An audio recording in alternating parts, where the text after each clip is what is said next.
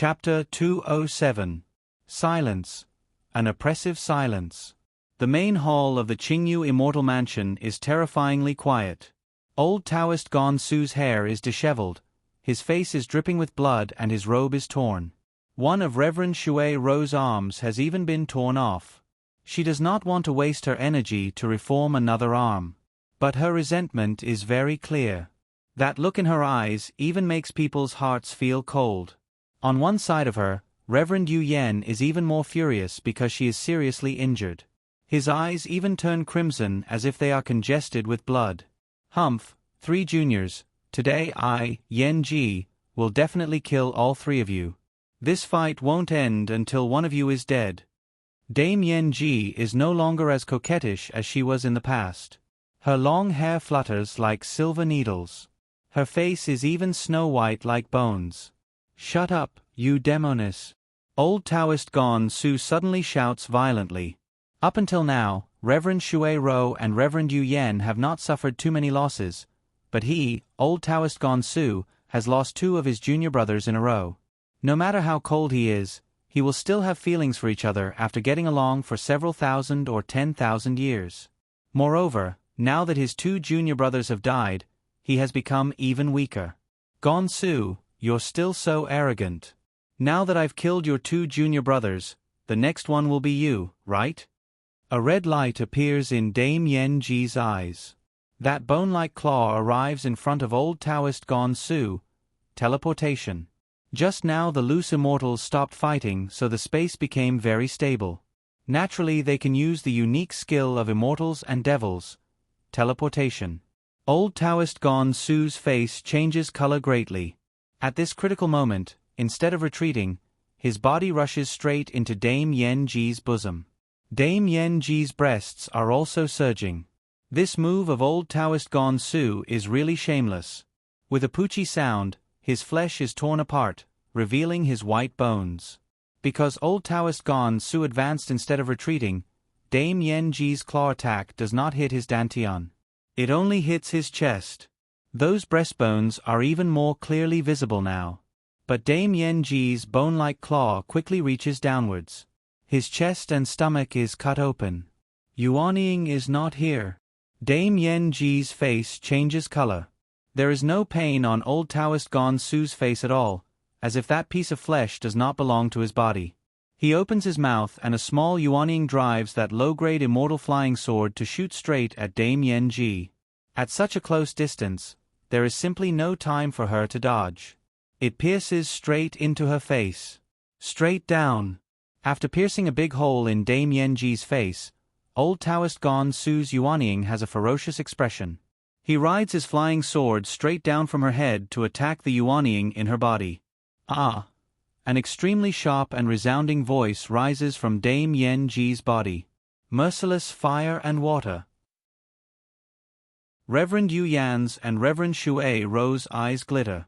Dazzling lights shoot out from their bodies. At this moment, they no longer care about Old Taoist Gong Su's life and death. The 2 of them use that special skill again, hurling it directly at Dame Yan Ji's body. In Dame Yan Ji's body, a furious Dame Yan Ji directly uses her Yuanying to control her low-grade holy weapon, the Black Wind Belt, to fight Old Taoist Gong Su. You 2 little thieves. Dame Yan Ji's face changes color. She has moved unhindered on the Tanglong continent for several thousand years, so naturally she has very rich experience in this regard. Even though she is furious and is fighting Old Taoist Gong Su with Yuanying at the moment, her devil sense is paying attention to Reverend Yu Yan and Reverend Shui Ro all the time. If she is not careful, the 2 of them will definitely die without a burial place. Even though she is a 4th Tribulation Loose Devil, this does not mean that she dares to let 2 3rd Tribulation Loose Immortals attack her. Like a rainbow, Old Taoist Gong Su's Yuanying comes out of Dame Yan Ji's body directly and flees without caring about the fight at all. When he flees, he even deliberately emanates energy to cut open Dame Yan Ji's upper body directly and rushes out just like that. Dame Yan Ji, however, uses teleportation to control her body to dodge at once. A series of earth-shaking explosions are heard. Dame Yan Ji's back has been smashed open so badly that her flesh has been split open. In the beginning, Old Taoist Gon Su directly fused his soul with the Yuanying and drove his flying sword to pierce through Dame Yen Ji's body. When he came out, he cut open her stomach. Reverend Yu Yen and Reverend Shui Ro's joint attack not only consumed Dame Yen Ji's power but also damaged her body greatly. At the moment, Dame Yen Ji is like a corpse. However, she is reluctant to abandon this body. Even though loose immortals can form a loose immortal body as long as their Yuanying is not extinguished, the energy required to form a body is really too much, so much so that even she is reluctant to waste her damaged body. Ah! A sharp and resounding voice shoots out from Dame Yen Ji's throat. That roar contains extreme fury and madness. Disregarding everything. No good, the devil's hair has gone wild. Be careful, Shui Ro.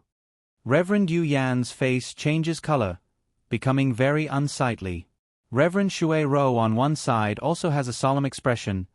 Yu Yen, this Dame Yen Ji is always ever changing. Her power is also unfathomable. At least not many people on the Tenglong continent know her real power. Don't hold back at once. At the moment, neither Reverend Yu Yen nor Reverend Shui Ro attack. Berserk energy wreaks havoc, then immediately gathers towards the center like a whirlpool. That center is precisely where Dame Yen Ji is standing. In a short while, that shockingly enormous energy completely repairs Dame Yen Ji's body. Dame Yen Ji regains her enchanting appearance in a short while. Only at the moment, the bottom of her eyes is ice cold. Ha ha! Yen Ji, more than half of your body has been destroyed. You consumed your power to restore it, but just now you were already seriously injured and consumed so much energy to restore it. How much power do you still have? Just accept your death obediently. At the moment, old Taoist Gon Su has also formed a body. How much power do I have? You'll know after giving it a try. Could it be you don't know that there's something called pills in this world? At the moment, Dame Yen Ji is incomparably enchanting. There is even a tinge of redness on her face. Pills? You consumed so much energy and even suffered the joint attack of Reverend Yu Yen and Shui Lingling. You were seriously injured like that. How can pills be enough to cure you?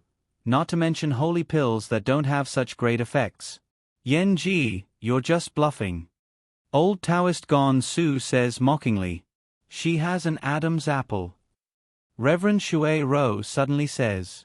Reverend Yu Yen and old Taoist Gon Su immediately look at Dame Yen Ji's throat. Sure enough, there is a protruding Adam's apple. Their hearts are shaken.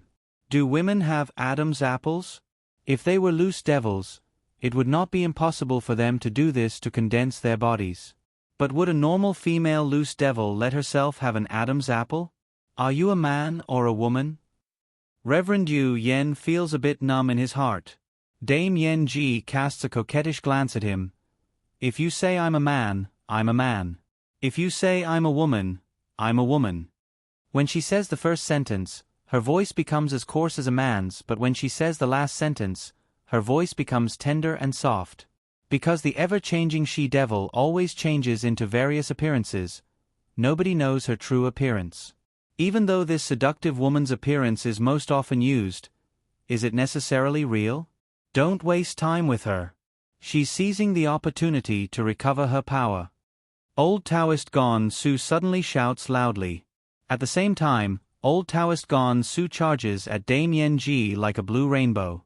I don't care if you're a man or a woman. Coldness bursts forth from Dame Yen Ji's eyes. Her whole body also turns into a black rainbow. This loose devil and loose immortal are really too fast. Outsiders can only see two blurs of light flickering and fighting each other continuously in the main hall. Reverend Shui Ro and Reverend Yu Yen, however, are standing together, paying attention to this fight all the time and launching surprise attacks from time to time. Ah! A furious, unwilling roar is heard. Sometimes it's a man's voice, sometimes it's a woman's voice. Dame Yen Ji is indeed very wronged. In the beginning, she was seriously injured by the joint attack of the two loose immortals' formation. Afterwards, she had a fight with old Taoist Gon Su and her body was greatly damaged. Recovering her body consumed a great deal of energy. Even though she has holy pills, how much energy can they replenish? Moreover, when she was fighting old Taoist Gone Su with Yuanying, she was still sneak attacked by Reverend Yu Yen and Reverend Shui Ro in the end. After several consecutive attacks, Dame Yen Ji's power is not even 50% of what it was at the beginning. Luckily, old Taoist Gone Su's power has also been greatly damaged. But even though Dame Yen Ji is suppressing him, Reverend Yu Yen and Reverend Shui Ro are still sneak attacking her from one side every now and then. When Dame Yen Ji is about to kill, she is sneak attacked by Reverend Yu Yen and Reverend Shui Ro, two loose immortals. She is aggrieved and furious. In a certain bedchamber of the Qingyu immortal mansion, Qin Yu and Li Er are sitting on the edge of the bed. Not far from them, there is an image on a clean mirror. It is a scene of Dame Yen Ji and the others fighting in the main hall. Qin Yu has refined the elemental holy essence so the entire immortal mansion is under his control.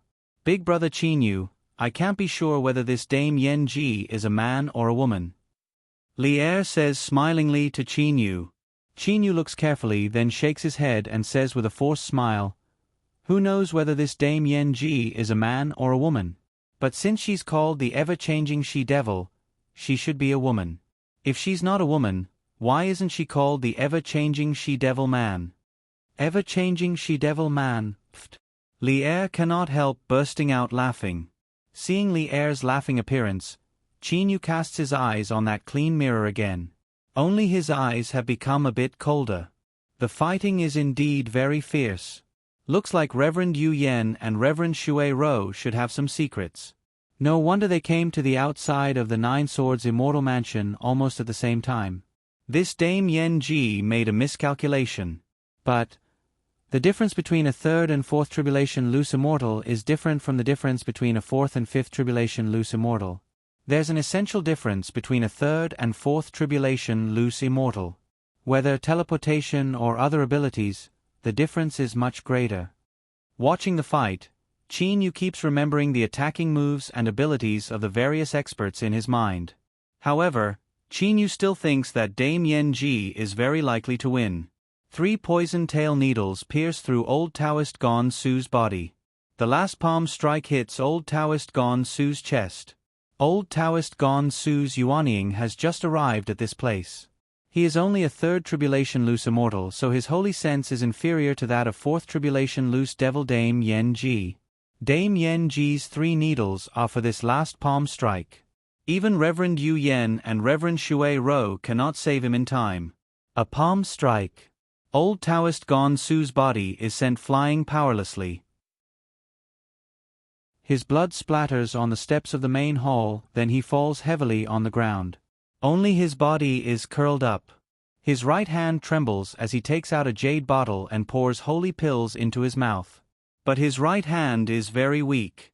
More than half of the several tens holy pills in the bottle have unexpectedly been scattered. He is not dead, but he is not much different from being dead. Yuanying is so badly injured, but your soul isn't damaged much.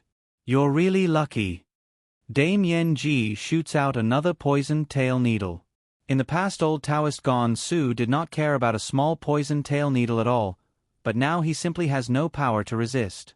In the time it takes to brew a cup of tea, I only need the time it takes to brew a cup of tea. Old Taoist Gone Su groans in his heart. At the moment, the dispirited Yuanying urgently needs to recover, but the devil elemental energy contained in that heavenly devil is really too difficult to deal with. The poison tail needle pierces through the air and comes at him. Old Taoist Gone Su watches it coming at him with wide-open eyes, but he is powerless to resist. Clang!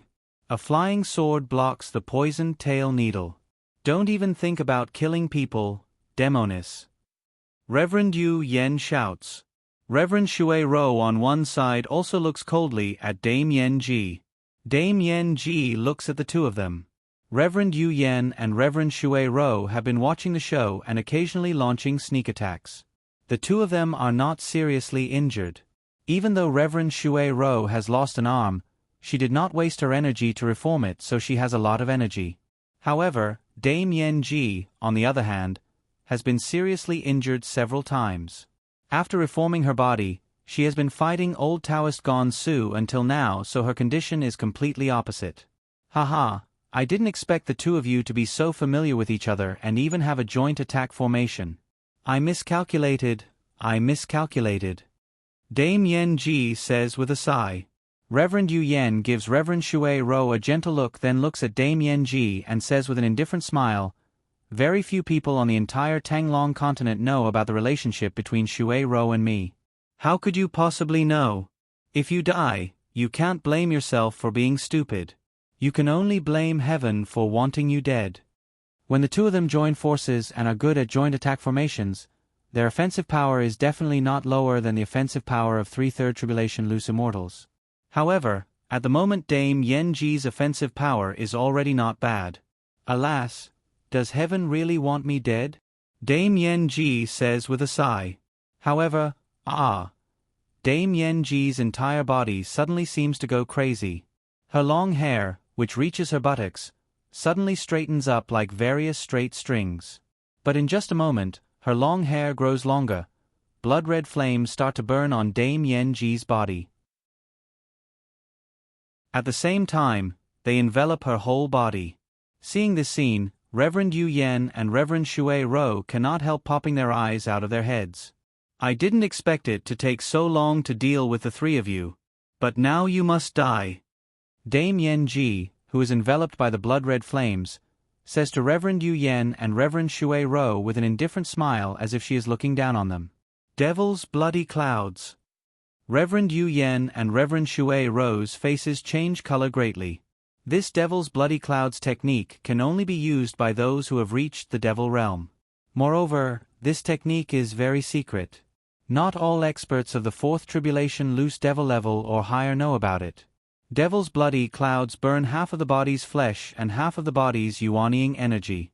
The main hall is too small, so there is no time for Reverend Yu Yen and Reverend Shui Ro to escape.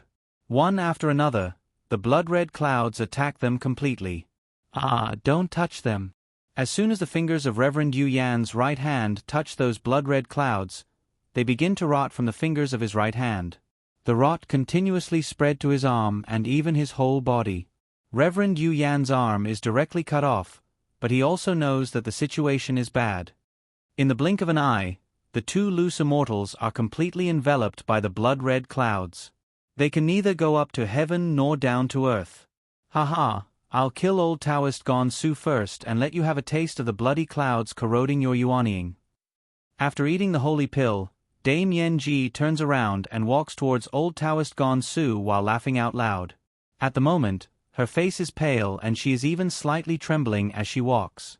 Yuanying has lost half of its energy. It should be known that there is a bottom line of energy required for yuanying to exist. Losing half of its energy has almost reached this bottom line. After the three of you die, I'll refine the mansion guarding steel. This whole immortal mansion, countless elemental holy rock and countless treasures. This whole immortal mansion will be mine, Dame Yen Ji is extremely pleased with herself. She seems to see the future of her controlling the whole immortal mansion. Chapter 208. At the moment, everything is under control. Of the 3/3 Tribulation Loose Immortals, 2 are surrounded by the Devil's bloody cloud and the last one, old Taoist Gon Su, has even suffered very serious injuries. Killing him is simply as easy as turning over a hand. Chi. The sound of a fiery stick being inserted into water rises. Both Reverend Yu Yan's and Reverend Shui Ro's bodies radiate powerful energy, consuming the Devil's bloody cloud non-stop. But while the Devil's bloody cloud is consumed slowly, their power is consumed much faster. You want to break the Devil's bloody cloud with your 3rd Tribulation Loose Immortals power? You're simply dreaming. Dame Yen Ji says indifferently, but a poison tail needle appears between her fingers. The tip of the needle is pointed at old Taoist Gon Su. Gon Su, your 2 junior brothers are waiting for you. Dame Yen Ji says smilingly. With a slight shake of her hand, the poison tail needle shoots at him like a sharp arrow. The moment the poison tail needle is shot at him, old Taoist Gon Su, who has been motionless at first, rushes out of the main hall extremely fast like lightning. Old Taoist Gon Su has been accumulating power ever since he fell to the ground and took the pills. Only when Dame Yen-ji attacked him in the end did he completely unleash the energy in his body and seize the last chance to escape. Ah! A poison tail needle pierces through the space between old Taoist Gon Su's eyebrows. The demonic elemental energy it contains even shakes inside his body. The bit of energy he has accumulated in a short period of time immediately vanishes into nothingness. His whole body falls straight down from the sky. You shot 2 needles. Old Taoist Gon Su seized Dame Yen-ji's outstretched left hand. It should be known that just now she shot the first poison tail needle with her right hand. Smart. Too bad. It's too late. Dame Yen-ji slowly walks up to old Taoist Gon Su's side. As a 4th tribulation celestial devil, she can enter the chaotic astral ocean, but she does not. That is because she does not like being under others. She would rather be a great devil on the Tanglong continent than go to the chaotic astral ocean to obtain heavenly treasures. She would rather be the head of a chicken than the tail of a phoenix. But now, the time for her to soar to the top is about to arrive.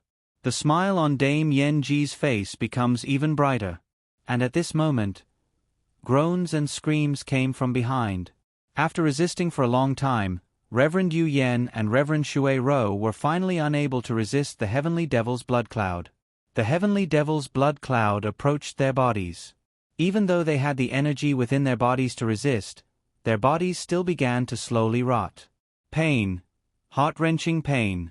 All of you must die. Dame Yen-ji seems to enjoy hearing those miserable cries very much. She then stretches out that jade-like hand of hers. In an instant, that jade-like hand shoots at old Taoist Gon Su like lightning. Outside the main hall. Watching this scene, Yen Mo, Dare, and the others sighed inwardly. However, they can also see that Dame Yen-ji has been seriously injured. But she is a 4th tribulation loose devil, which is equivalent to a level 1 celestial devil. Even a celestial devil's bloody cloud can kill them. After all, the gap between them is too great. Bang! The air exploded as 3 yellow figures shot over with extreme speed. Their speed was so fast that even the air in the hall exploded. What? Dame Yen-ji turned her head to take a look. Her face changed greatly. While shooting over, the 3 yellow figures turned into 3 over 100 m long azure dragons in an instant. The 3 azure dragons let out deafening roars. At that moment, ripples seemed to appear in the air. Ah! Dame Yen-ji clenched her silvery teeth and attacked the oncoming azure dragons with her palms, which looked like white bones. However, the 3 azure dragons suddenly coiled around each other. The 3 azure dragons opened their mouths at the same time and shot out 3 azure dragon-shaped chi. At the same time, 3 golden balls also shot out from their bodies. The 3 golden balls coiled around each other and rotated around each other. Those 3 dragon-shaped energy streams revolved around the 3 golden balls for a while, then unexpectedly converged into a small azure dragon which looked like a real dragon. That small azure dragon then charged at Dame Yen-ji in this way. Although it takes time to describe, it actually happened in the blink of an eye. Dame Yen-ji's face changed color. She dodged at once, but that small azure dragon seemed to have its own intelligence. It made a curve and crashed into Dame Yen-ji. The sound of an explosion. That rumbling sound is still reverberating in the main hall. Dame Yen-ji's whole body vomits blood and is sent flying. While in the air, she makes a somersault in the air, then lands directly on the other side of the main hall. The devil's bloody cloud surrounding Reverend Yu Yen and Reverend Shui Ro also flies away from them and gathers directly inside Dame Yen-ji's body. After absorbing the energy contained in the devil's bloody cloud, Dame Yen-ji's injuries stabilized. Good. Dame Yen-ji looks at the 3 yellow-clad men in front of her and says while gasping for breath, "I didn't expect that the Dragon Clan's concealment was even better than mine. I thought I was good enough at concealing myself. Who would have thought that the Dragon Clan's concealment was even better? Even I didn't discover anything." At this moment, Azure Dragon Yen Lang also calmly enters the main hall and says smilingly, "Dame Yen-ji, it would be strange if you could see through my 3 uncles." Dame Yen-ji's eyes are like torches. She says with a soft laugh, "If my guess is correct, those 3 golden balls should be the Dragon Clan's extremely famous concealment treasure, Illusion Dragon Balls. At the moment, unexpectedly she has not gone mad. Yen Ji, you've also suffered a setback, haven't you? Ha ha. Reverend Yu Yen says with wild laughter. Luckily for them, Dame Yen Ji collected the Devil's Bloody Cloud in the end so that Reverend Yu Yen and Reverend Shui Ro could keep their lives. But even so, their bodies were destroyed. At the moment, they have to rely on Yuanying to reform their bodies again. Do you believe that I can still kill you like this? Dame Yen Ji says coldly. The leader of the 3 yellow-clad men takes a step forwards and says, "Don't waste time, everybody. Let me introduce myself first. I'm Yen Lonshan. These 2 are my brothers. I'll tell you clearly that this time this immortal mansion belongs to my Dragon Clan. Yen Lang, you personalize the mansion guarding steel." Yen Lonshan orders. Yes. Azure Dragon Yen Lang immediately walks towards the mansion guarding steel. Illusion Dragon Balls can not only conceal auras but also imitate the auras and energies of other experts or weaklings. They're indeed concealment treasures. The 3 Illusion Dragon Balls have concealed 3 late Duja stage divine beasts. The Dragon Clan has really gone all out. At the moment, old Taoist Gon Su slowly stands up. Dame Yen Ji however says, "Going all out? Gon Su, could it be you don't know how powerful the Dragon Clan is? They don't care about ordinary immortal mansions. If they did, they wouldn't have sent 3 late Duja stage Azure Dragons here. Instead, they would have sent 6th Tribulation loose demons or even more formidable ones. The Dragon Clan is extremely powerful. Even on the Tenglong continent, it is an extremely terrifying clan. Among underwater demonic beasts, the Dragon Clan is undoubtedly the highest. Any one of the clans in the Dragon Clan would be an extremely powerful force. Clan leader and elders have indeed guessed wrong this time. If they knew that this 9 Swords Immortal Mansion had an immortal mansion made entirely of such high-quality elemental holy ore, perhaps they would have sent elder-level experts instead of us 3, who are about to reach the Dashang stage. Yen Lonshan says smilingly.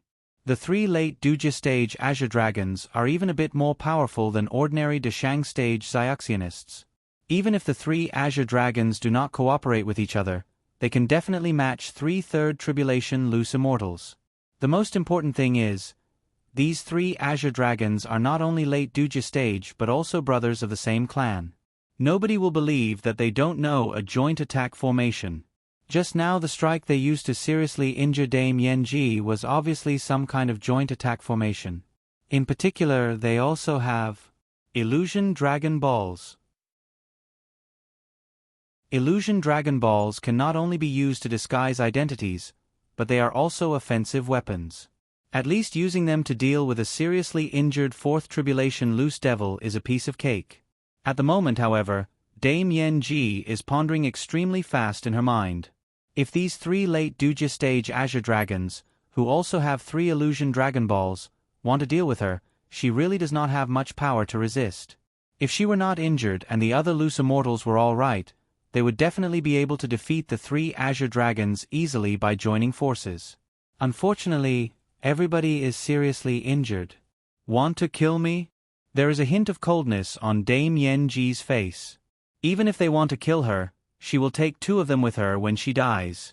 Yen Ji, don't threaten us with self-detonation. Yen Lonshan says smilingly. You're a 4th Tribulation celestial devil. If you use the Devil Bloody Cloud at the risk of self-detonation, you can indeed seriously injure us 3 brothers. But with Illusion Dragon Balls in hand, you definitely won't be able to kill us. Dame Yen Ji's pupils shrink. This Dragon Clan man in front of her seems to have seen through her. Old Taoist Gon Su, Dame Yen Ji, Reverend Yu Yen, Reverend Shui Ro, don't worry. Our Dragon Clan won't kill you. After Yen Lang has bound the mansion guarding steel, we'll send you away right away. Yen Lonshan says calmly. His meaning is very obvious. After Yen Lang has bound the mansion guarding steel, he will naturally be able to control the entire immortal mansion and will be able to send everybody away. Humph, after you've bound the mansion guarding steel, What if you use the restrictive spells of this immortal mansion to kill us? Old Taoist Gon Su shouts. Dame Yen Ji and the others also look at Yen Lanshan. Now they still have the power to put up a fight, but once the restrictive spells of the immortal mansion are controlled, perhaps they will not even have the power to fight back. Ha ha. Yen Lanshan laughs out loud boldly. Our dragon clan will deceive you. Have you ever heard of a dragon clan deceiving you? Dame Yen Ji and the others feel relaxed in their hearts. The dragon clan is a divine beast clan.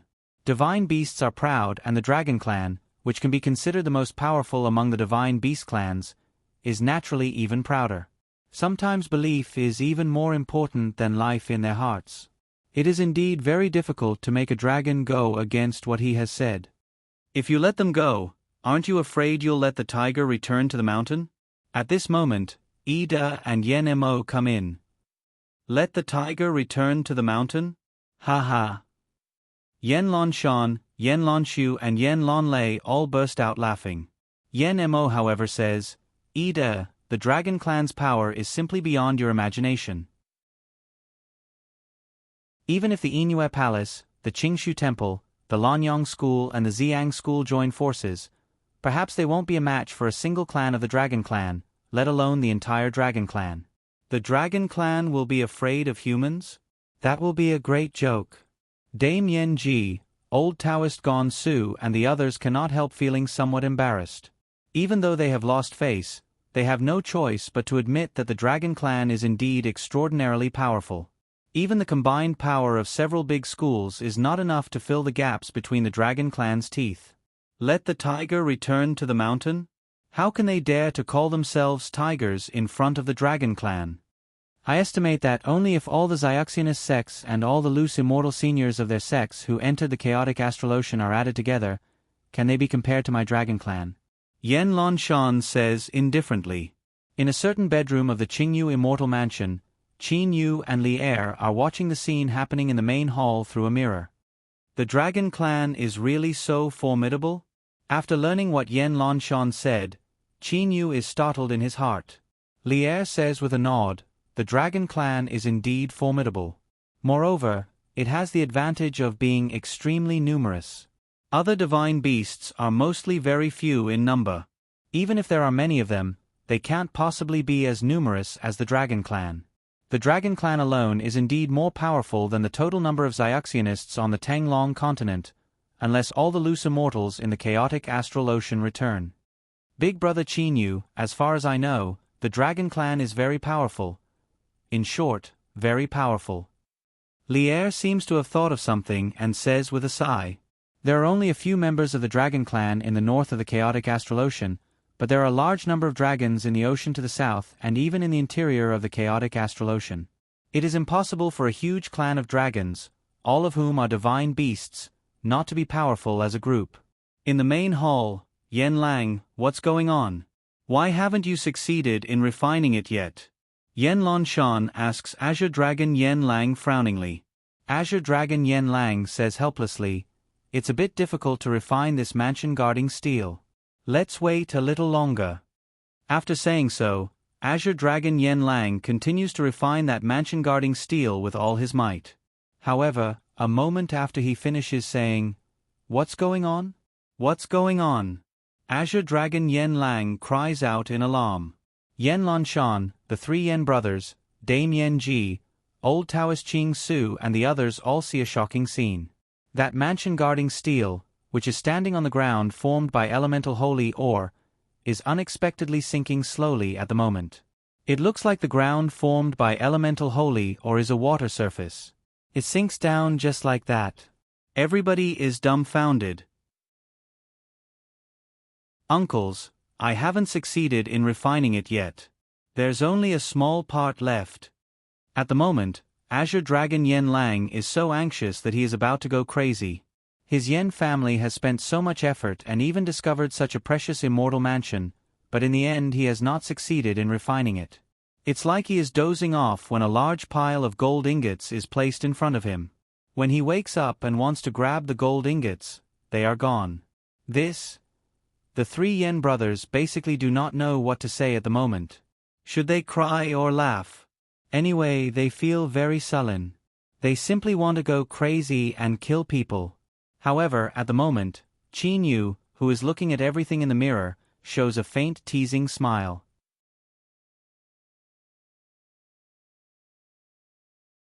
Chapter 209. Big Brother Qin Yu, it was you who made that mansion guarding steel sink into the ground, wasn't it? There is also a faint smile on Li Er's face. She is also amused in her heart. Her big brother Qin Yu is really too hateful. He unexpectedly made the mansion guarding steel sink into the ground only when the others were about to succeed. Qin Yu looks at those 3 Dragon Clan experts and the other people's dumbstruck expressions in that clean mirror. He cannot help smiling. Now this Qingyu Immortal Mansion is under my control. If I want to kill them, it won't be hard. Qin Yu can clearly sense the restrictive spells everywhere in the Qingyu Immortal Mansion. Merely by sensing the majestic energy of those restrictive spells, Qin Yu does not doubt their power at all. However, at this moment, a clear voice unexpectedly rises in Qin Yu's mind. Junior, you're not bad. You didn't even use restrictive spells to kill people. You're not that insidious. That being the case, I'll leave the defensive restrictive spells and some relatively weak offensive restrictive spells to you. But I'll withdraw the most powerful offensive restrictive spell. It is Immortal Ni Yang's message. Qin Yu's heart trembles. This Immortal Ni Yang's way of doing things is really hard to judge.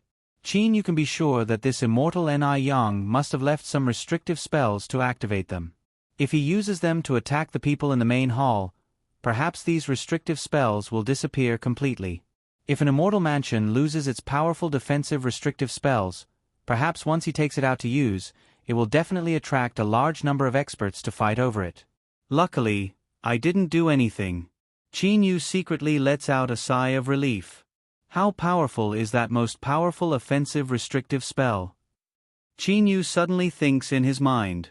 Unfortunately, this most powerful offensive restrictive spell is probably too powerful. That Immortal Ni Yang has already withdrawn it automatically. In the main hall of the Qingyu Immortal Mansion, Reverend Shui Rou, Reverend Yu Yan, Old Taoist Gon Su and Dame Yen Ji are all looking at the original position of that mansion guarding steel, which has sunk into the ground. The 4 of them have fought so hard that even Hua Lan, Gon Ming and Gon Shan have been killed, but in the end they still end up like this. Impossible. How is this possible? Yen Lon Shan and the other 2 brothers' faces were filled with anger and unwillingness. Hiding his strength until the very end, he finally seized the opportunity. However, just as he was about to refine the entire Immortal Mansion, at the very last moment, the mansion guarding steel actually sank into the ground for no reason and could no longer be seen. Dragon Clan, in the end, all your efforts will be in vain. Look, the elemental holy aura in this Immortal Mansion is so abundant. I'm afraid even some holy places in the chaotic astral ocean can't compare with it. Such a treasure land can only be obtained by the destined person. It's just that God doesn't want you to obtain it. Dame Yen Ji says sarcastically. Azure Dragon Yen Lang's heart is also filled with unwillingness, but what can he do? Yen Lon Shan gives Dame Yen Ji a cold look, then looks at this main hall full of elemental holy ore. The entire Immortal Mansion is made entirely of elemental holy ore. There are also various other treasures such as immortal grasses and Ganodermas. Originally he was going to get them, but in the end, Yen Lon Shan can only look up at the sky and let out a long sigh. None of the people in the main hall know that it is Qin Yu, who has already taken control of the entire Immortal Mansion, who has caused this scene. When they were fighting, Qin Yu had already started to refine elemental holy essence. From the very beginning, it was decided that everything they did was useless. Awesome, awesome, these loose immortals and loose devils are so powerful that I simply can't compete with them. At first I thought I had no hope at all. Who could have thought that the situation would take a turn for the better? In the end, this Immortal Mansion would be obtained by me. Qin Yu feels that the affairs of the world are impermanent. Originally he had already given up on fighting for the treasure. Who could have thought that in the end he would obtain it? However, right at this moment, Qin Yu feels the space vibrate for a while. Afterwards, he discovers that the floor under his feet is unexpectedly not made of elemental holy ore. The surroundings are also not carved beams, painted rafters and sparkling walls, but boundless clouds and mist. What's the matter? Where's Lier? Qin Yu is shocked inside. He observes carefully, but there is no one in the surroundings at all. There is only one path under Qin Yu's feet. This path leads to both the left and the right. This path is very long and winding, with no end in sight. However, there is boundless white mist in front and behind Qin Yu. His eyes cannot see through it, and his holy sense cannot see through it either. The experts of the Dragon Clan, such as Yen Lanshan and the others, who were originally in the main hall, suddenly discover that the space has changed and everyone has disappeared from the Qingyu Immortal Mansion. When they wake up, they discover that they are standing on a path. This path leads to both the left and the right. It is wide enough to accommodate 2 or 3 people walking side by side. However, there are strange clouds and mist in front and behind of them. They simply cannot see through it. Shui Ro, where are you? Reverend Yu Yen discovers that he is unexpectedly on a path for no reason. Reverend Shui Ro, who was originally beside him, has disappeared. At first glance, he simply cannot see a second person. At the moment, Reverend Yu Yan's face is full of anxiety. His holy sense is simply unable to extend, so he can only shout loudly. Dame Yen Ji, Old Taoist Gonsu, Yen Mo, Azure Dragon Yen Lang, Qin Yu, Lier, the 3 great experts of the Dragon Clan, Reverend Shui Ro, Reverend Yu Yen and that Hua Can, who escaped early on, also appear on their own path. Hua Lan was killed and Hua Can escaped.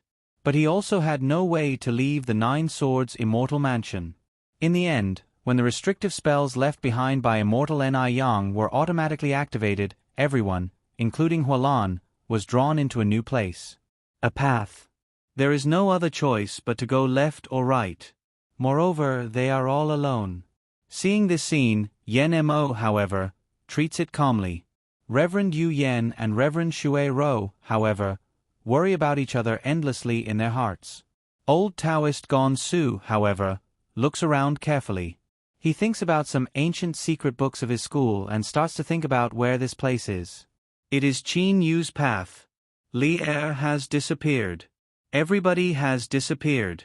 That Immortal Ni Yang must have used some kind of secret restrictive spells that I don't know about. Lier has a protective magic treasure, so she should be safer than me. Qin Yu is very worried in his heart, but he can only comfort himself like this. He looks around carefully. Right, the Qingyu Immortal Mansion. Qin Yu is secretly startled. That elemental holy essence has been refined by him, so theoretically, the Qingyu Immortal Mansion should also be his. But in the end, he did not have time to absorb it into the elemental holy essence. With a thought, Qin Yu's holy sense sinks directly into the elemental holy essence. A small and exquisite immortal mansion is inside the elemental holy essence. When the restrictive spells were activated and Qin Yu arrived at the new place, that Qingyu Immortal Mansion automatically entered the elemental holy essence. Haha! Congratulations, everybody. That mansion guarding steel was casually made by me. To be honest, it's a fake. Even if you can refine it, you won't succeed.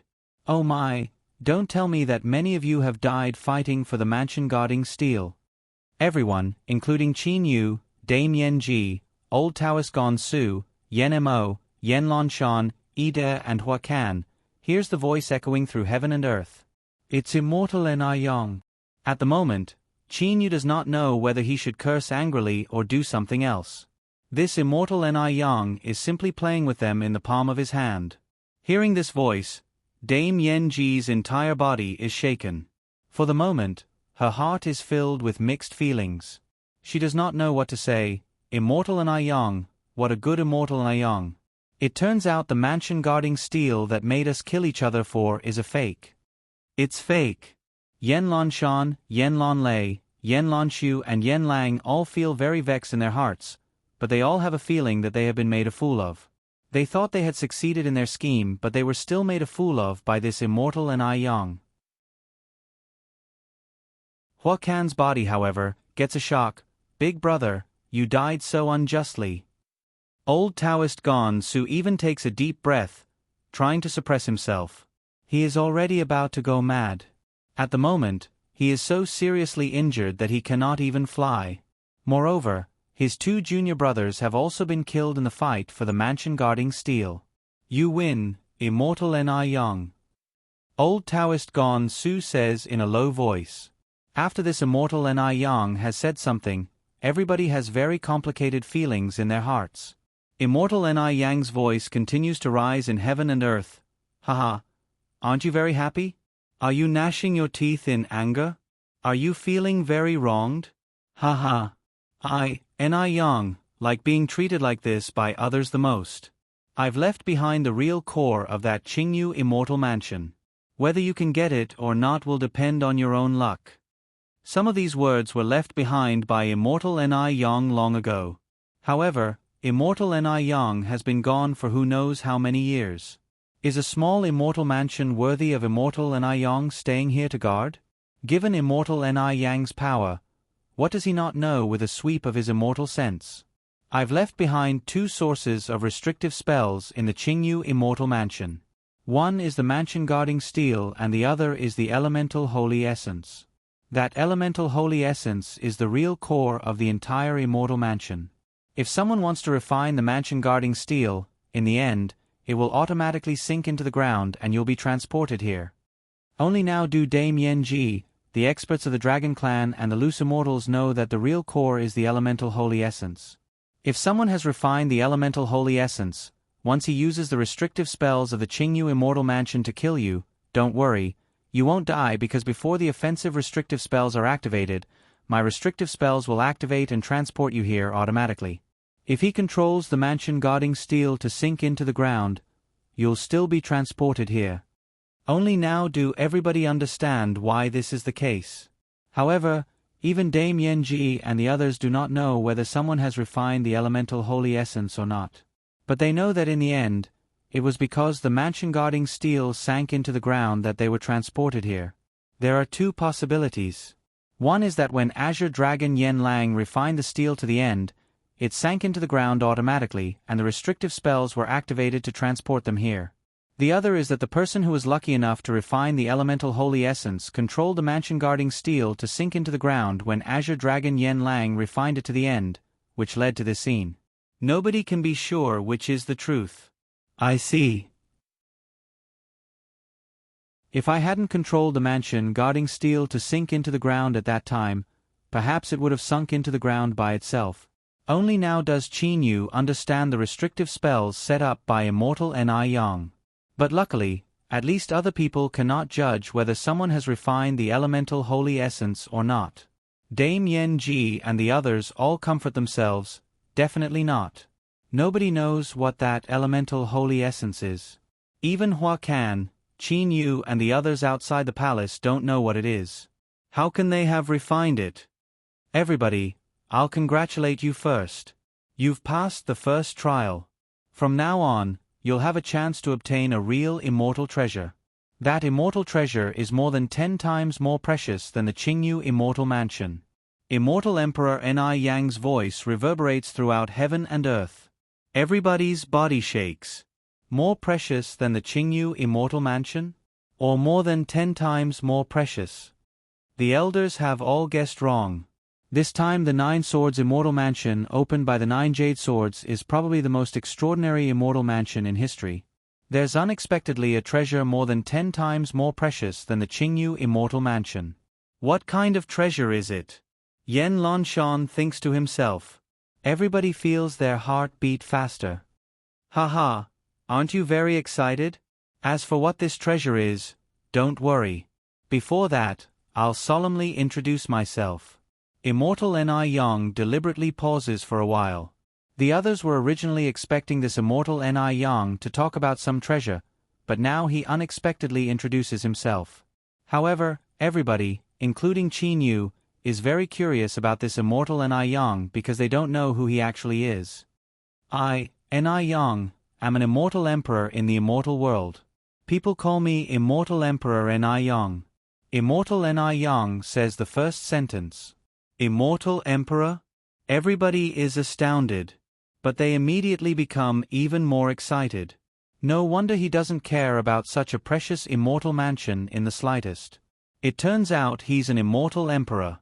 Now that they know this Ni Yang is an immortal emperor, everybody at the scene looks forward to the treasure even more.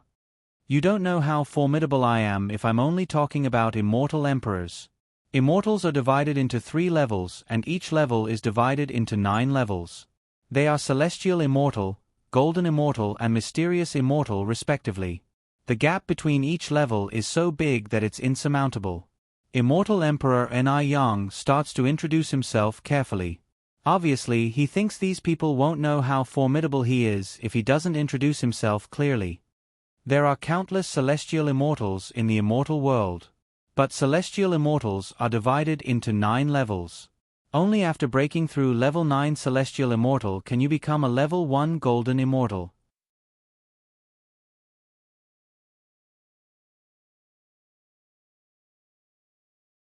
Chapter 210. Sky Immortal, Golden Immortal, Mystic Immortal. Qin Yu engraved it in his heart.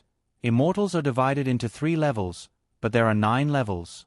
I reckon the gap between each level is several times bigger. Immortal Emperors at level 6 or 7 should be able to kill a level 1 Mystic Immortal in seconds.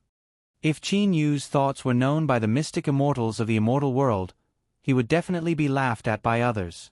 Although it's difficult to step into Golden Immortal from Sky Immortal, there are still many who succeed. However, to step into Mystic Immortal from Golden Immortal, not only does it require the improvement of one's power, it also requires comprehension. Only through the transformation of one's heart and comprehension can one break through the barrier between Golden Immortal and Mystic Immortal. This barrier is easy to say, but in the entire immortal world, who knows how many level 9 Golden Immortals have been stuck at the last step, unable to break through for millions of years. Any Mystic Immortal has a revered status. Unless it's a special situation, immortal emperors rarely fight. After all, there are very few immortal emperors, and immortals also have to fight against demon and demon world experts. Every Mystic Immortal can't be easily killed. Everyone, you also know that there's a gap between immortal emperors. Immortal Emperor Ni Yang's words naturally contain the domineering aura of an immortal emperor. Mystic Immortals are divided into 9 levels. The last 7, 8, and 9 Mystic Immortals are the true top experts of the immortal world. And I, Immortal Emperor Ni Yang, am a level 8 Mystic Immortal. Level 8 Mystic Immortal. What level is that? Only level 8 Mystic Immortal. Qin Yu thinks to himself, so arrogant, I thought you were a level 9 Mystic Immortal. What happened just now, and Immortal Emperor Ni Yang's arrogance, completely intimidated Immortal Emperor Ni Yang. Only level 8. In the Mystic Immortal realm, every level is very difficult. No matter if it's Demon Emperor level experts, Demon Emperor level experts, or Immortal Emperor level experts, there are only a few who can defeat me. Hey, juniors, don't think that level 8 Mystic Immortal isn't the peak. You have to know that once you reach level 9, you have to prepare for the divine tribulation. Failure means death. Success means ascension. Level 8 Mystic Immortal is the safest, most stable, and most powerful expert. Immortal Emperor Ni Yang explains carefully. A level 9 Mystic Immortal had to prepare for the divine tribulation. A level 8 Mystic Immortal was almost at the peak. Moreover, if a level 8 Mystic Immortal had some advantages in weapons and cultivation methods, he might be able to fight a level 9 Mystic Immortal. The immortal mansion of a level 8 Mystic Immortal. If the elders knew about it, they would definitely regret it to death. Yen Lanshan says with hatred. He thought that it would be amazing if an immortal mansion left behind by a Golden Immortal was left behind by a Golden Immortal, but who would have thought that it was left behind by a Mystic Immortal of the highest level, and a level 8 Mystic Immortal, which could be considered the highest level of Mystic Immortals. Level 8 Mystic Immortals. What kind of existence were they? One could probably count them with one hand. Dame Yen Ji, Reverend Shui Ro, Reverend Yu Yen, Hua Kan, the experts of the Dragon Clan and the others all admire Immortal Emperor Ni Yang from the bottom of their hearts. Even if the immortal mansion left behind by such an expert is completely made of elemental holy ore, it can still be considered normal. Presumably, you already know some basic information about me. Very well. Now I'll give you a detailed introduction about the treasures of this 9 Swords Immortal Mansion. It's up to you whether you can get it or not. Immortal Emperor Ni Yang's voice resounded through the heavens and the earth. It's finally here. Qin Yu's eyes brighten. Dame Yen Ji's eyes also radiate blazing light. A treasure left behind by a level 8 mystic immortal is more than 10 times more precious than the Qingyu Immortal Mansion. I'll have to get it even if I have to risk my life. This time, the power of those who entered the 9 Swords Immortal Mansion is not too high. I still have a chance. As long as there's a slight chance, I'll have to risk my life. Big brother, I'll definitely get this treasure. Hua Kan is also determined in his heart. Each of the experts has the determination to seize the treasure. The path of Ziotionist practice is not only about practicing but also about fighting for the treasures of heaven and earth. Fighting for treasures depends on one's own ability. When the time comes, each of the 8 immortals will show his or her magical power. Those who win will naturally be happy, but those who lose will have to practice even harder for the next opportunity. In order to protect the interests of those who will get the treasure in the future, I'll just say a little bit. This treasure is an immortal weapon, a unique immortal weapon in the treasure-storing pavilion of the inner palace of the 9 Swords Immortal Mansion. Alright, that's all. The excited expression on Qin Yu's face stiffens. That's all? An immortal weapon, a unique immortal weapon in the treasure-storing pavilion of the inner palace of the 9 Swords Immortal Mansion? That's all? Not only Qin Yu, but also the faces of Dame Yen Ji, Old Taoist Gong Su and the other loose immortals and loose devils are full of astonishment. They all thought this immortal Emperor Ni Yang would explain in detail what this treasure is and what its uses are. This is really enough to protect the interests of those who will get it in the future. It's as good as not saying anything. I only know that this is an immortal weapon and that it's in the treasure-storing pavilion. Qin Yu smiles to himself, but he remembers what Immortal Emperor Ni Yang said. A unique immortal weapon. Since it's a unique immortal weapon in the treasure-storing pavilion, and given this Immortal Emperor Ni Yang's character, he definitely won't put it in an obvious place. It should be in an inconspicuous place. There is a faint smile on the corners of Qin Yu's mouth. He has the experience of getting elemental holy essence. Times. Haha. Everybody, did you get the Qingyu Immortal Mansion very easily? Immortal Emperor Ni Yang's voice continues to reverberate in the sky. Easy to get. Bullshit. Hua Kan curses angrily in his mind. His own big brother was killed, but he did not even get a glimpse of it. Dame Yen Ji, Old Taoist Gong Su, the 3 experts of the Dragon Clan and the others are all furious in their hearts. Easy to get. They have risked their lives and schemed against each other, but in the end they were still tricked by this Immortal Emperor Ni Yang. Who knows whether or not someone has gotten that so-called elemental holy essence. The more precious an object is, the more difficult it is to get it. You probably already know how difficult it is to get the Qingyu Immortal Mansion. Since this treasure is more than 10 times more precious than the Qingyu Immortal Mansion, naturally the difficulty of getting that treasure of mine just now is also more than 10 times higher. More than 10 times? If it's really so difficult, perhaps this time a lot of people will die. Qin Yu is also secretly shocked. He was lucky enough to obtain the elemental holy essence because of Li Er's help. Now he is alone on this strange, long path without anybody's help. End of B1C3. Not only Qin Yu, almost everybody is cursing. 10 times. Now my power is less than half. If it's 10 times harder, perhaps I'll have to give up my life here. Dame Yen Ji also feels that something is wrong. Danger is directly proportional to reward. You want to get that kind of treasure without experiencing danger or a life or death crisis. Are you juniors dreaming? Immortal Emperor Ni Yang says coldly. Everybody can feel the disdain contained in his voice. If you want to get that treasure, you have to risk your little life. Now that you've entered the 9 Swords Immortal Mansion, you can't leave unscathed without experiencing any danger. Now that you've come here, there's no place for you. Now you have 2 paths. One is to go to your left, which leads to the Peach Blossom Land. The Peach Blossom Land? Qin Yu, Dame Yen Ji, Yen Mo, Li Er, Huacan, Old Taoist Gonsu, Yen Lang, Reverend Shui Ro. All the experts are listening carefully. Now any word Immortal Emperor Ni Yang says concerns their little lives. The left path leads to the Peach Blossom Land. The Peach Blossom Land not only has abundant holy energy, it also has extremely dense elemental holy energy. If you choose to enter the Peach Blossom Land, you'll be trapped there forever until you ascend. In the Peach Blossom Land, you can practice at ease. Except for the heavenly tribulation, there won't be any other tribulations. Moreover, both the holy energy and elemental holy energy there are much denser than in the mortal world and immortal world. It can be said that the treasured place for practice there only restricts your freedom. You can only stay in the Peach Blossom Land. Immortal Emperor Ni Yang persuades. I advise you to stay in the Peach Blossom Land. At least you'll be able to keep your little lives. Everybody is silent. The second path is to go to your right along the path. That path leads to the road to the underworld, which is full of deadly dangers. The road to the underworld. Hearing this name, Qin Yu cannot help being slightly shaken in his heart.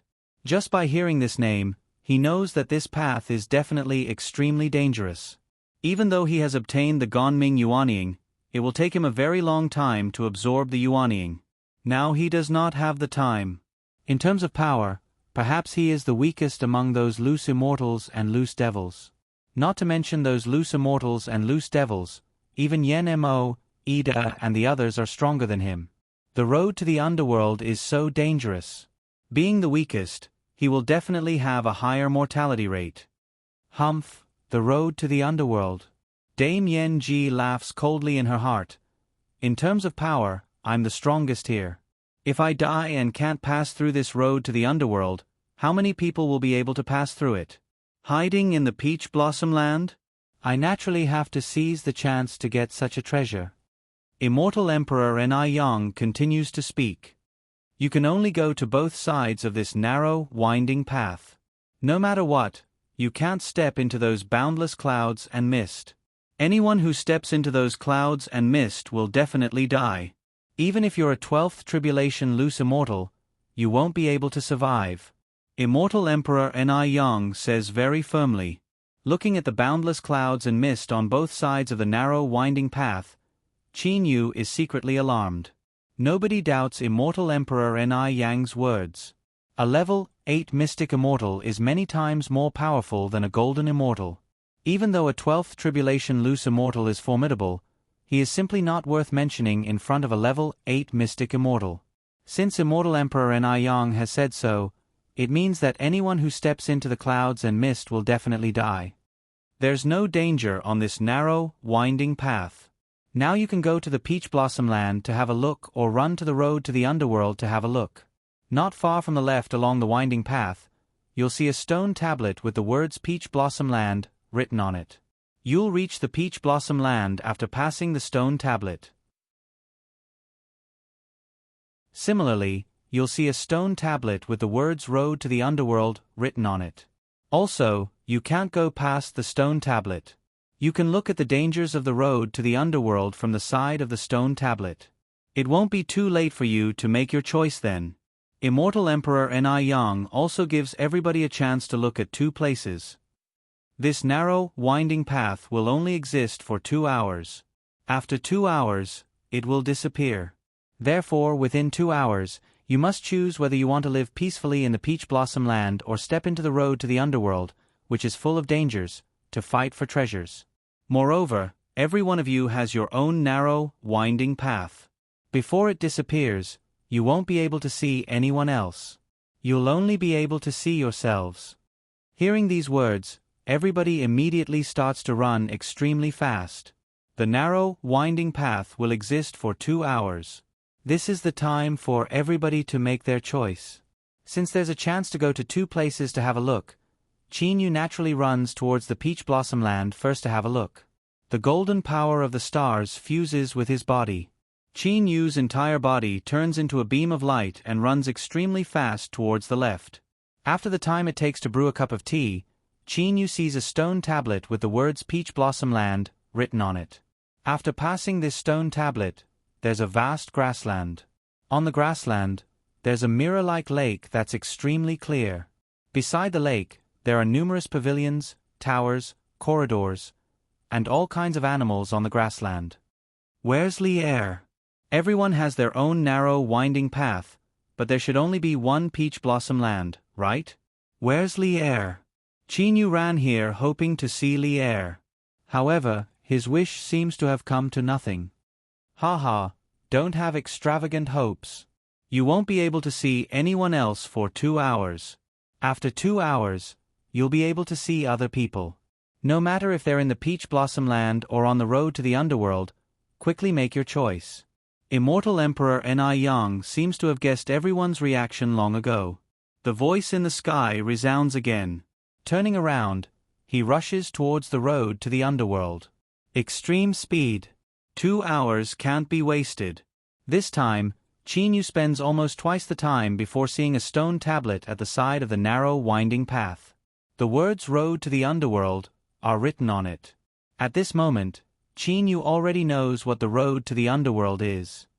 Heavens, this is certain death. Chinyu is gobsmacked when he sees the road to the underworld.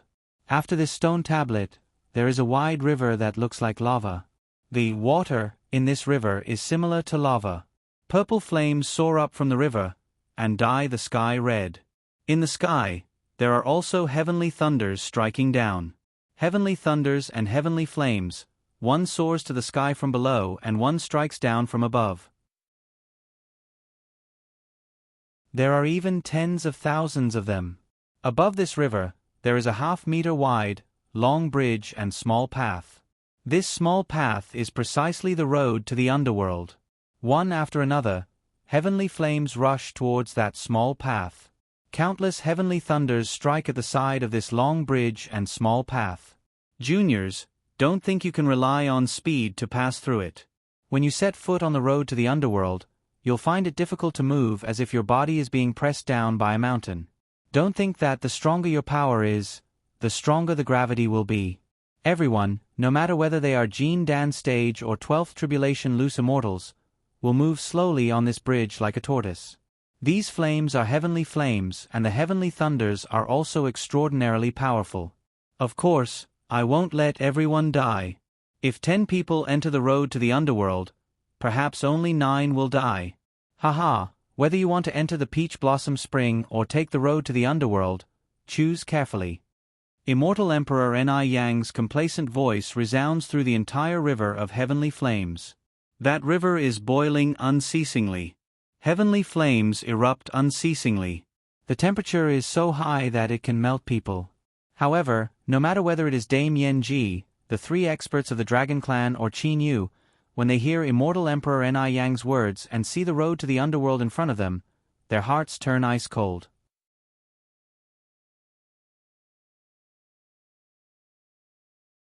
Chapter 2:11. The road to the Yellow Springs was filled with thunderbolts. The river of magma flowed, and countless strands of skyfire soared into the sky. Thunder and lightning crackled, blazing skyfire, and because of the extreme heat, a thick, blazing red cloud formed above the river. The road to the Yellow Springs, which was only a meter wide and connected the 2 sides of the river of magma, was a lonely road.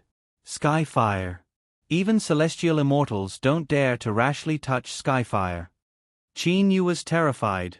The color of the flames changed from low to high. Chinyu's stellar true flame was only a deep azure color, close to violet.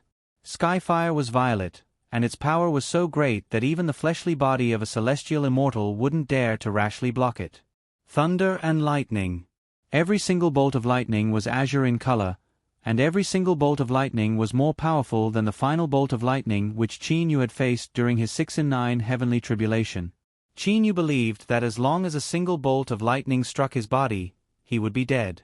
Immortal Emperor Ni Yang actually created such a huge spectacle. Can it be that he truly enjoys killing? Chinyu's heart was filled with rage. Skyfire.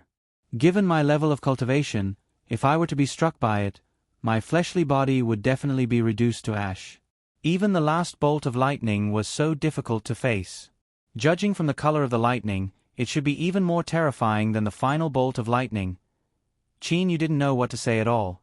Qin Yu still remembered what Immortal Emperor Ni Yang had said. The Peach Blossom Spring was extremely safe, but once one entered, one would not be able to leave. Only when one ascended would one be able to leave. He wants me to live my entire life in the Peach Blossom Spring, overcome the 9 in 9 heavenly tribulation, and then ascend to the immortal realm? Is that even possible? Although Qin Yu was afraid of the dangers of the road to the Yellow Springs, when he thought of his family, his brothers, his royal father, his 2 elder brothers, the callous, constantly training bitterly, Xiao Hei, that carefree Ho Fei, and that beautiful figure in his heart, could he give up on her? The road to the Yellow Springs. With a grave and stern look in his eyes, Qin Yu suddenly gave a self-deprecating laugh. Perhaps my power is at the bottom of the list of people who have to go through this road to the Yellow Springs. The only honor is Lu Xing's tears. Immediately after, Qin Yu walked past the Yellow Springs Road stele and sat cross-legged beside the riverbank. He was preparing to charge through the Yellow Springs Road. Of the 9 in 9 heavenly tribulations of the heavenly tribulation, blue heavenly tribulation. Of the moment, madam, of the heavenly tribulation spring.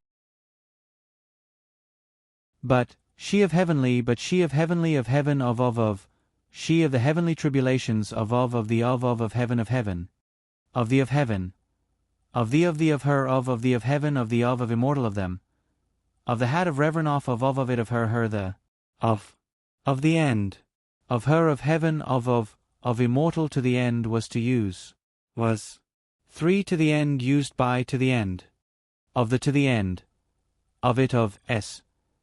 A treasure more than 10 times more precious than the Qingyu immortal mansion. Madame Yen Ji's eyes flash with a tinge of fierceness. No matter what, this is my only hope to become a top-level loose devil. Wealth comes from danger. If I become a low-level loose devil, I'll just die. Madame Yen Ji looks in the direction of the Peach Blossom Spring and gives a cold laugh. Even if I stay in this Peach Blossom Spring, each loose immortal heavenly tribulation will become more and more powerful. If I stay here all by myself, it'll be hard to say whether I'll be able to survive all the loose immortal heavenly tribulations and ascend. Instead of wasting my time here, I'd better go out and fight for that only chance to turn things around. Let's risk it all. Madame Yen Ji immediately sits down with legs crossed and starts to take pills to recover her power. Her injuries are really too severe. If her power recovers a bit, her chances of survival will increase a bit. Looking at that purple heavenly flame and various blue heavenly thunderbolts soaring into the sky, Yen Mo's pupils cannot help contracting slightly. Life. Death. In the wilderness, he has wandered between life and death countless times. Of course he is not afraid of death. If he were, how could he have betrayed the Dragon Clan and entered the wilderness to fight for his life without obeying the orders of the higher-ups of the Dragon Clan to live a life with a backer? Chance. Cold light flashes through Yen Mo's eyes. Without any hesitation, he walks straight past the stele of the road to the underworld, then sits down firmly with legs crossed on a safe riverbank. He stops moving. He calmly waits for the moment to break through the road to the underworld. Facing all this, everybody has their own choice. Especially after seeing the terrors of this road to the underworld, they are faced with the choice of life or death. Some people choose to enter the road to the underworld while others choose to go to the Peach Blossom Spring to live a quiet life. For example, the 3 late Dujie stage experts of the Dragon Clan. Ascension is the only chance to leave the Peach Blossom Spring. However, the 3 experts of the Dragon Clan are all in the late Dujie stage and are only 1 step away from the Deshang stage to ascend. Therefore, they do not want to make unnecessary sacrifices. They only need to stay in the Peach Blossom Spring for a period of time until they reach the Deshang stage and ascend. 2 hours have passed. Congratulations on choosing the road to the underworld. Haha. Immortal Emperor Ni Yang's voice rises between heaven and earth. Everyone who chose to step onto the road to the Yellow Springs opened their eyes. At this moment, the narrow path connecting the road to the Yellow Springs and the Peach Blossom Spring had already disappeared. Behind them, there was only an endless amount of dense clouds. At this moment, they couldn't even regret it. Congratulations. Dame Yen Ji says with a cold laugh. This immortal Emperor Ni Yang's character really can't be judged by common sense. Qin Yu gives a helpless smile. Since he entered the Nine Swords Immortal Mansion until now, everybody knows about Immortal Emperor Ni Yang's insidiousness. He even congratulates them for choosing the road to the underworld, which is full of ridicule and teasing. Just now I said that only 1 out of 10 people can survive on the road to the underworld. In fact, this is not absolute. Immortal Emperor Ni Yang now says gently, that's only a rough possibility. Maybe 1 or 2 more of you will survive. Of course, it's also possible that everybody will die. Immortal Emperor Ni Yang's voice does not sound concerned at all. Everybody's heart is shaken. Everybody will die. Qin Yu's eyes flash with fierceness. This immortal Emperor Ni Yang is playing with us. Even though this road to the underworld seems to be very dangerous and has no chance of survival, Immortal Emperor Ni Yang said at the beginning that only 1 out of 10 people can survive. Moreover, everybody thinks that Immortal Emperor Ni Yang wants at least 1 person to survive to get the treasure, so everybody is staking their hope. But now Immortal Emperor Ni Yang has said that there may be no hope at all.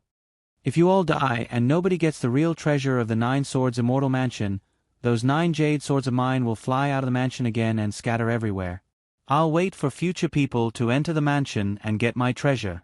When Immortal Emperor Ni Yang says to hear, there is a faint smile on his face.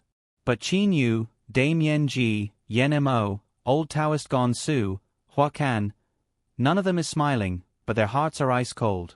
Stepping on the road to the underworld will probably lead to everybody's death.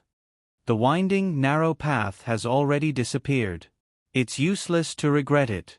Ha ha. As the saying goes, once you enter the road to the underworld, your life and death are controlled by heaven. Juniors, good luck to you. Immortal Emperor Ni Yang laughs out loud complacently. It seems he is very happy because he has made fun of everybody. The faces of Qin Yu, Dame Yen Ji, Old Taoist Gon Su and the others all become unsightly. Everybody is on the riverbank and has not stepped on the road to the underworld. After all, the heavenly flame and the heavenly thunderbolts are a bit too dense. Once you enter the road to the underworld, your life and death are controlled by heaven. Qin Yu shakes his head, then takes a step onto the road to the underworld. There's already no way back. However, when Qin Yu takes a step onto the road to the underworld, Qin Yu feels as if his entire body is being pressed down by a large mountain. The gravity is so great that even with his tough body, he kneels down on the ground in an instant. The bones and tendons in his entire body make crackling sounds. His hands immediately support himself on the ground. The blue veins on his forehead bulge out. So heavy. At the moment Qin Yu does not even dare to breathe. He is afraid that if his breath weakens, his entire body will be pressed down. That Immortal Emperor Ni Yang didn't deceive us when he said that. Qin Yu recalls what Immortal Emperor Ni Yang said to him, Juniors, don't think you can pass through with speed. When you step on the road to the underworld, you'll find it difficult to move as if your body is being pressed down by a large mountain. Don't think that the more powerful you are, the greater the gravity will be. Everyone, no matter whether they're Jin Dan stage or 12th Tribulation loose immortals, will move slowly on this bridge like a tortoise. Move slowly like a tortoise? Now I really have to move like a tortoise. Qin Yu gives a forced smile in his mind. However, the golden stellar energy in his body has completely run through every part of his body. Only after the energy in his entire body bursts out does Qin Yu stand up with great difficulty. 1 step, 2 steps. His speed is extremely slow. Qin Yu's entire body starts to sweat, not only because the gravity is too great, but also because the heat in this place is too high. Below him is the river formed by the heavenly flame lava. Sometimes the heavenly flame rushes up. Whoosh! A purple flame rushes past in front of Qin Yu. That blazing energy makes Qin Yu's entire body have a kind of melting feeling. Heavenly flame. Such a powerful heavenly flame? This is too much. That Immortal Emperor Ni Yang simply wasn't completely fair. With my power, I reckon I can't even resist a single heavenly flame. A single heavenly flame is enough to turn me into ashes. Qin Yu is anxious in his heart. However, like a tortoise, he moves very slowly. Luckily the heavenly flame's speed is not too fast. Qin Yu still has time to judge. However, the heavenly flame's speed is not fast. Qin Yu's speed is even slower. Even if he discovers that the heavenly flame is about to rush over, he also needs to have enough speed to dodge. Boom! A heavenly lightning strikes in front of Qin Yu. It almost strikes Qin Yu. Qin Yu only feels that his entire back is covered in cold sweat. However, that cold sweat is instantly evaporated by the terrifying temperature above the road to the underworld. This heavenly lightning reminds Qin Yu that not only is the heavenly flame terrifying, even the heavenly lightning can easily kill him. This heavenly flame lava river is not too wide. It is less than 100 meters.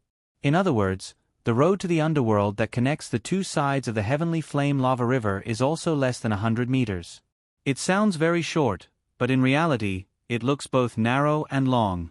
Especially for Qin Yu and the others who can only move like a tortoise, this less than 100 meters is really too long.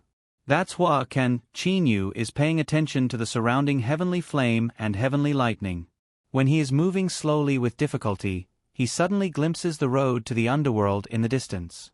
Because the heavenly flame lava river is extremely hot, there is a dense red cloud above it.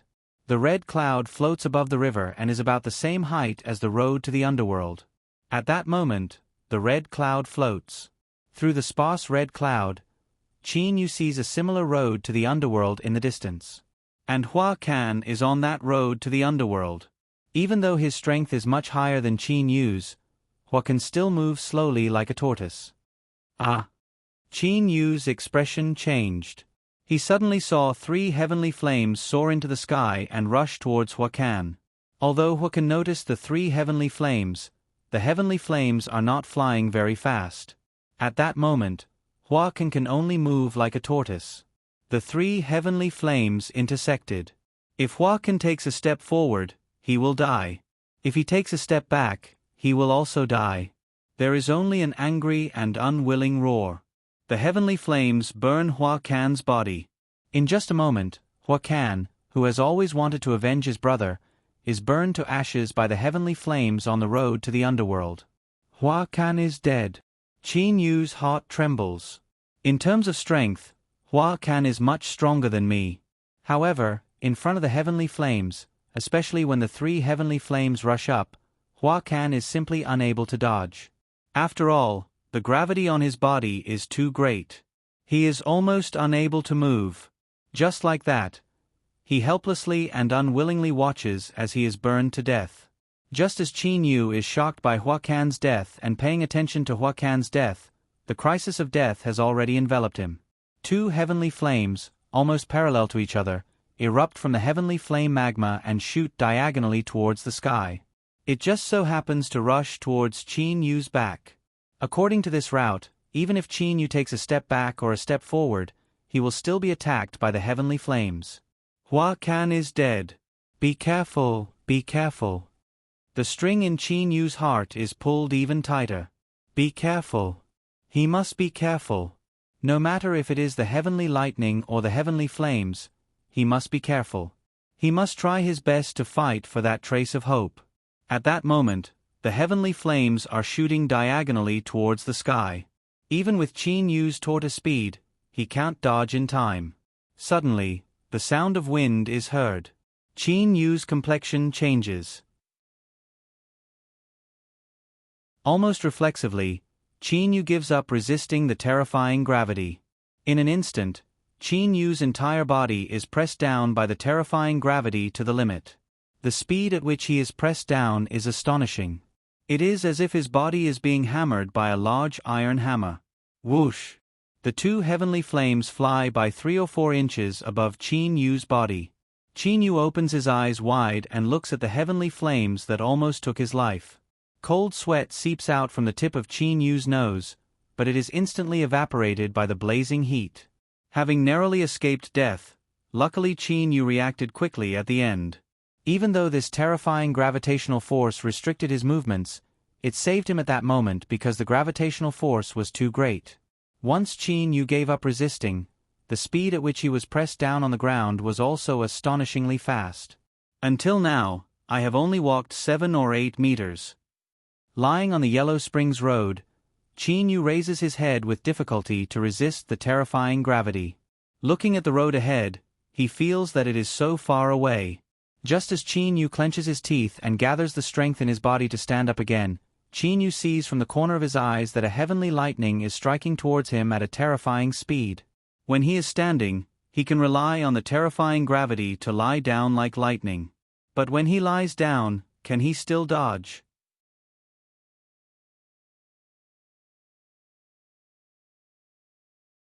Chapter 2:12. Like a sharp arrow, that thunderbolt directly strikes down. Qin Yu, who is subjected to a terrifying gravitational force, is simply unable to move to dodge. According to Qin Yu's estimation at that moment, this thunderbolt is probably striking towards Qin Yu's head. Bang! Feeling a vibration, Qin Yu stares at a place only 3 centimeters away from his head. That was close. I almost lost my life. Qin Yu is lying on his stomach on the road of hell. Just now, that thunderbolt unexpectedly struck between his head and his right arm. It is unknown what the road of hell is made of, but the thunderbolt almost did not damage it at all when it was struck. I almost forgot that the thunderbolts of this road of hell are not the thunderbolts of the heavenly tribulation. The thunderbolts of the heavenly tribulation strike towards the person undergoing the tribulation and cannot be dodged. However, the thunderbolts of this road of hell strike down aimlessly. Moreover, the range of their radiation is also not wide. Qin Yu immediately sees a chance of survival. The road of hell is made of a peculiar material. When a thunderbolt strikes down, it only leaves a slight mark on the road of hell like a knife. Moreover, this road of hell is not conductive. When the thunderbolts strike it, they do not travel around and harm the people on the road of hell. Moreover, the attack range of a thunderbolt is only several centimeters.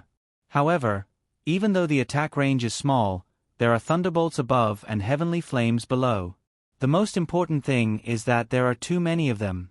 Moreover, the people walking on this road of hell will have to bear a terrifying gravitational force and move forward slowly like a turtle. It will also take a very long time to cross the road of hell. If they are struck by the thunderbolts or burned by the heavenly flames, they will definitely die.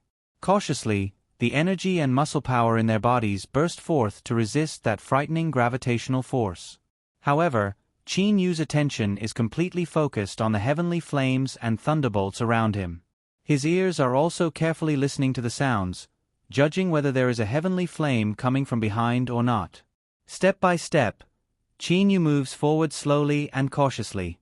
Between life and death, under the attacks of the heavenly flames and thunderbolts, he moves forward slowly like a turtle. Not only is Qin Yu very cautious, at the moment the other people entering the road of hell are also very nervous. None of them dares to be distracted in the slightest. If there is one person among them who is the calmest on the road of hell, it would be Yen Mo. Yen Mo's face was cold and his eyes were shining. He was paying attention to everything around him. No matter what, I have to break through. A bloody light flashed in Yen Mo's eyes. As a descendant of the dragon race, he naturally knew how powerful the dragon race was.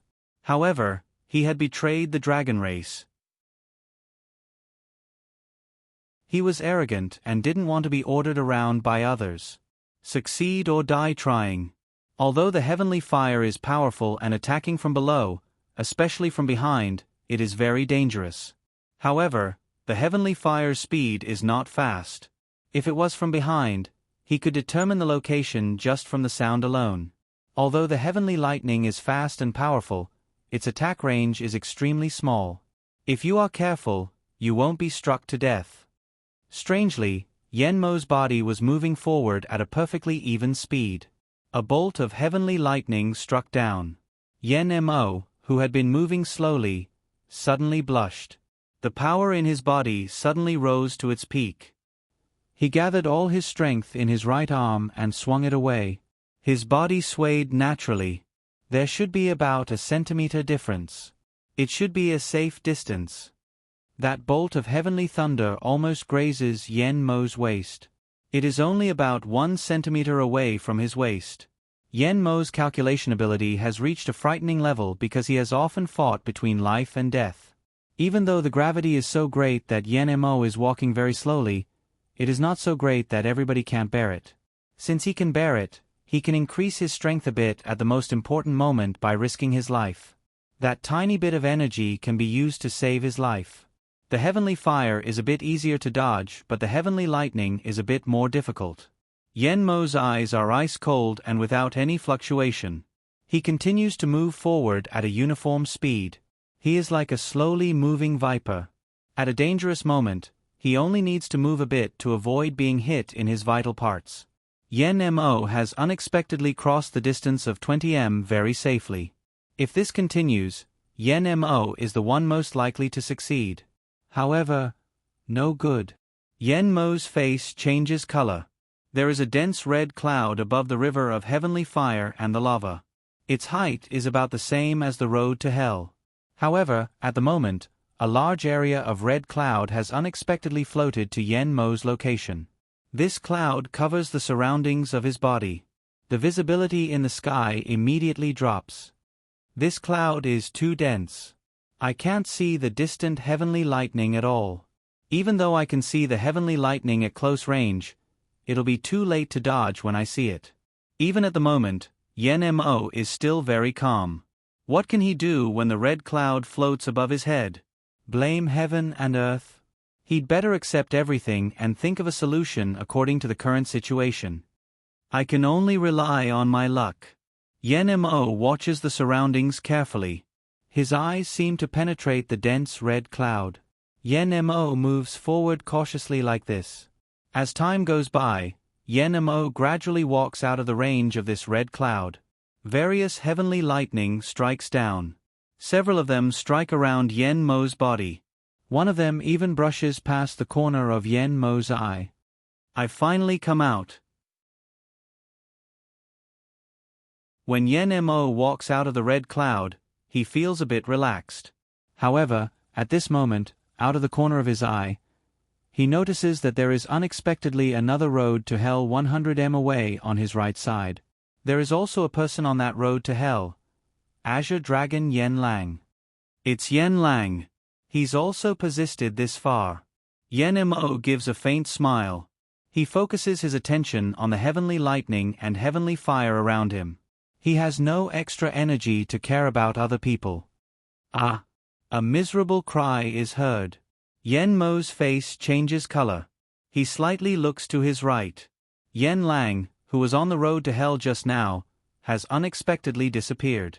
That Yellow Springs road was actually all alone and empty. There wasn't a single person on it. Yen Lang is dead. Yen Mo's heart is shocked. He does not know what kind of feeling this is. In the past, even though he was nearly possessed by the devil in the hallucinatory magic land, he still got into action to help Azure Dragon. Who could have thought that Azure Dragon, who did not die because of Yen Mo's help, would now die on the road to hell? Yen Mo's eyes flash with coldness. His face seems to be covered with a layer of cold air. He keeps going forward. Heavenly fire on the left. Yen Mo's ears twitch. His body relaxes in the blink of an eye and he gives up resisting the gravity. In an instant, his entire body is pressed down by the gravity. However, a heavenly fire shoots over his body from the left side. When he stands up, he unexpectedly discovers that there is another road to hell on his left side in the distance. The person on that road to hell is none other than an old acquaintance, Old Taoist Gon Su. It seems that Old Taoist Gon Su has gone a bit further than Yen Mo because he has already covered half of the distance. However, at this moment, 6 or 7 heavenly lightnings above Yen Mo unexpectedly shoot straight at him. Some of them shoot in front of him, some shoot behind him and some shoot at his body.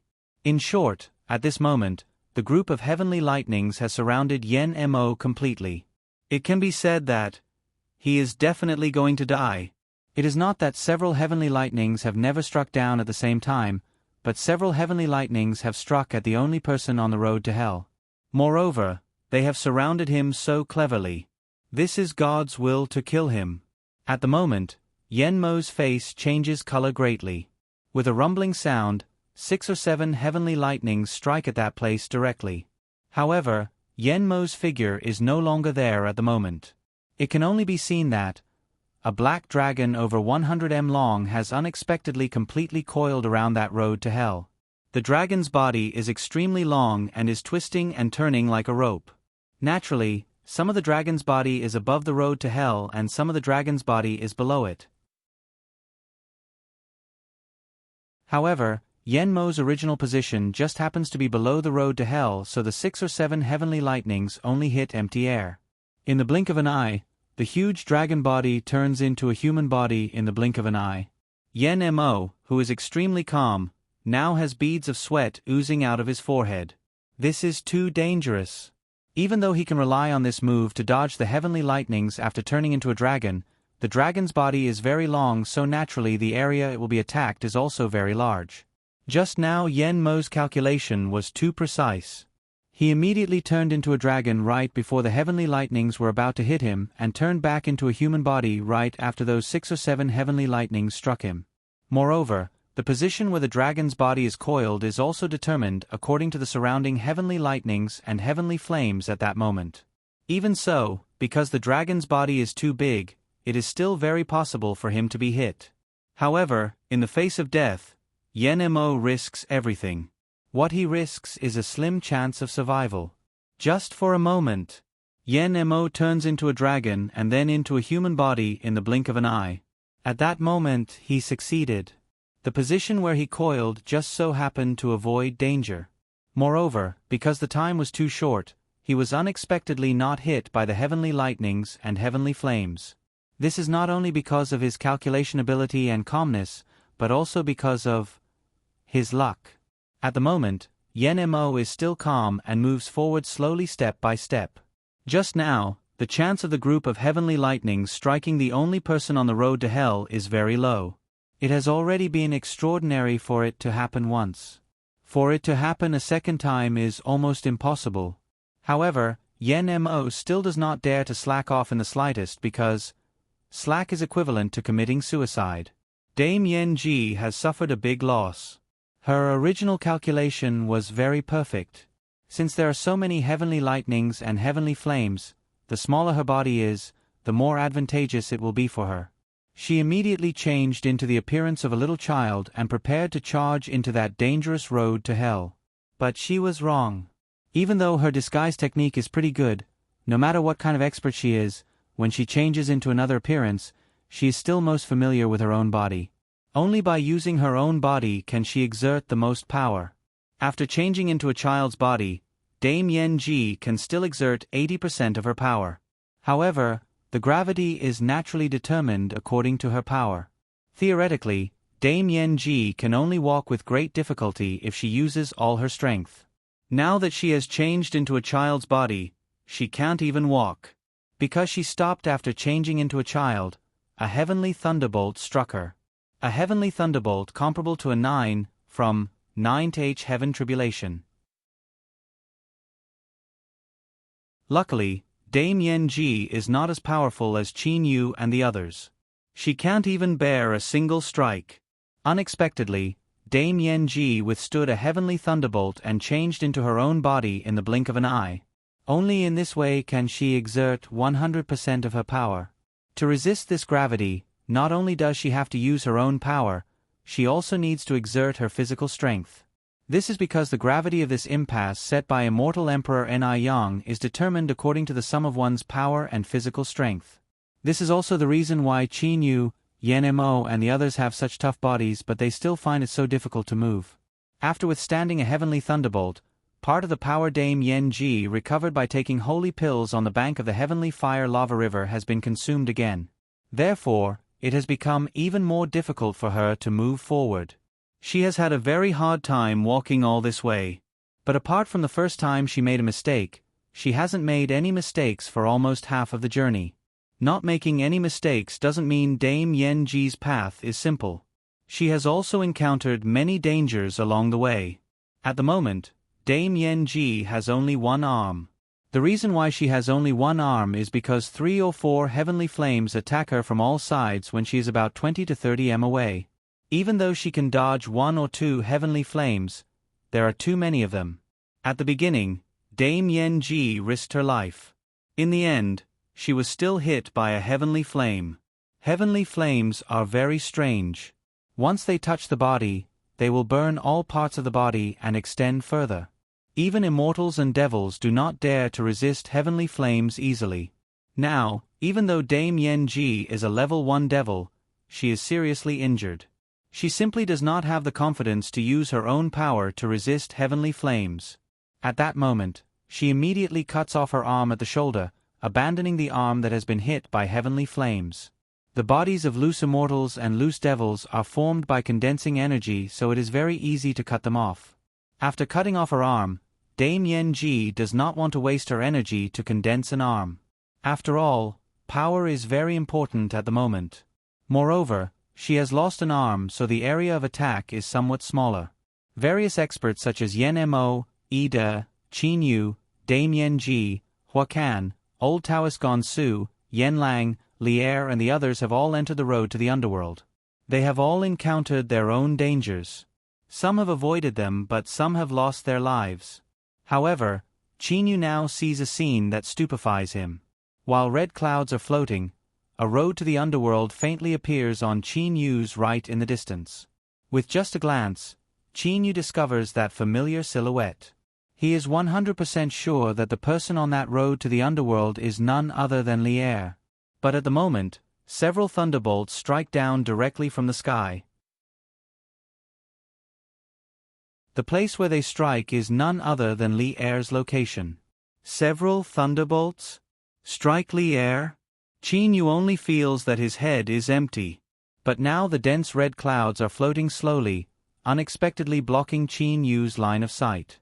No matter how hard Qin Yu tries, he cannot see that road to the underworld. But now Qin Yu is only 5 or 6 m away from the opposite shore. Is Lier alive or dead? Right, she still has a protective magic treasure. Qin Yu is impatient in his heart, but he tries his best to comfort himself. My defense is not as good as Lier's. If I am not dead, Lier must be fine. However, at this moment, several heavenly flames come charging at him from the side. Because he was distracted by Lier's matter, Qin Yu unexpectedly reacted slowly. These several heavenly flames are attacking very low, so even if he had crouched down, it would have been useless. If just now he had not been distracted and stopped moving forward slowly, these heavenly flames would not have been able to reach him at all. But at this moment, it is too late to say anything. At that moment, Qin Yu's eyes show a trace of viciousness. He suddenly howls and leans to the side, at the same time giving up resisting the gravity. This Yellow Springs road was very narrow to begin with. With Qin Yu leaning to the side and not being able to resist the gravity, Qin Yu's entire body immediately fell to the side. At the same time, he fell extremely fast toward the heavenly flame magma river below.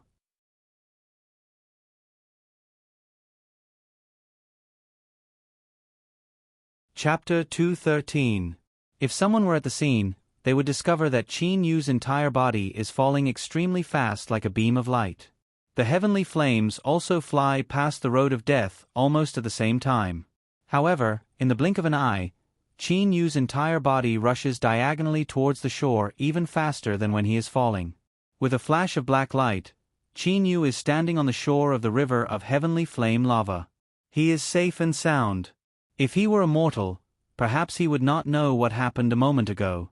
Perhaps Yen Mo, Dame Yen Ji and the others would only see clearly what happened a moment ago when they arrived here. In fact, in the beginning, Qin Yu's body is falling extremely fast from one side of the road of death like a meteorite. At the same time, several heavenly flames brush past Qin Yu's location.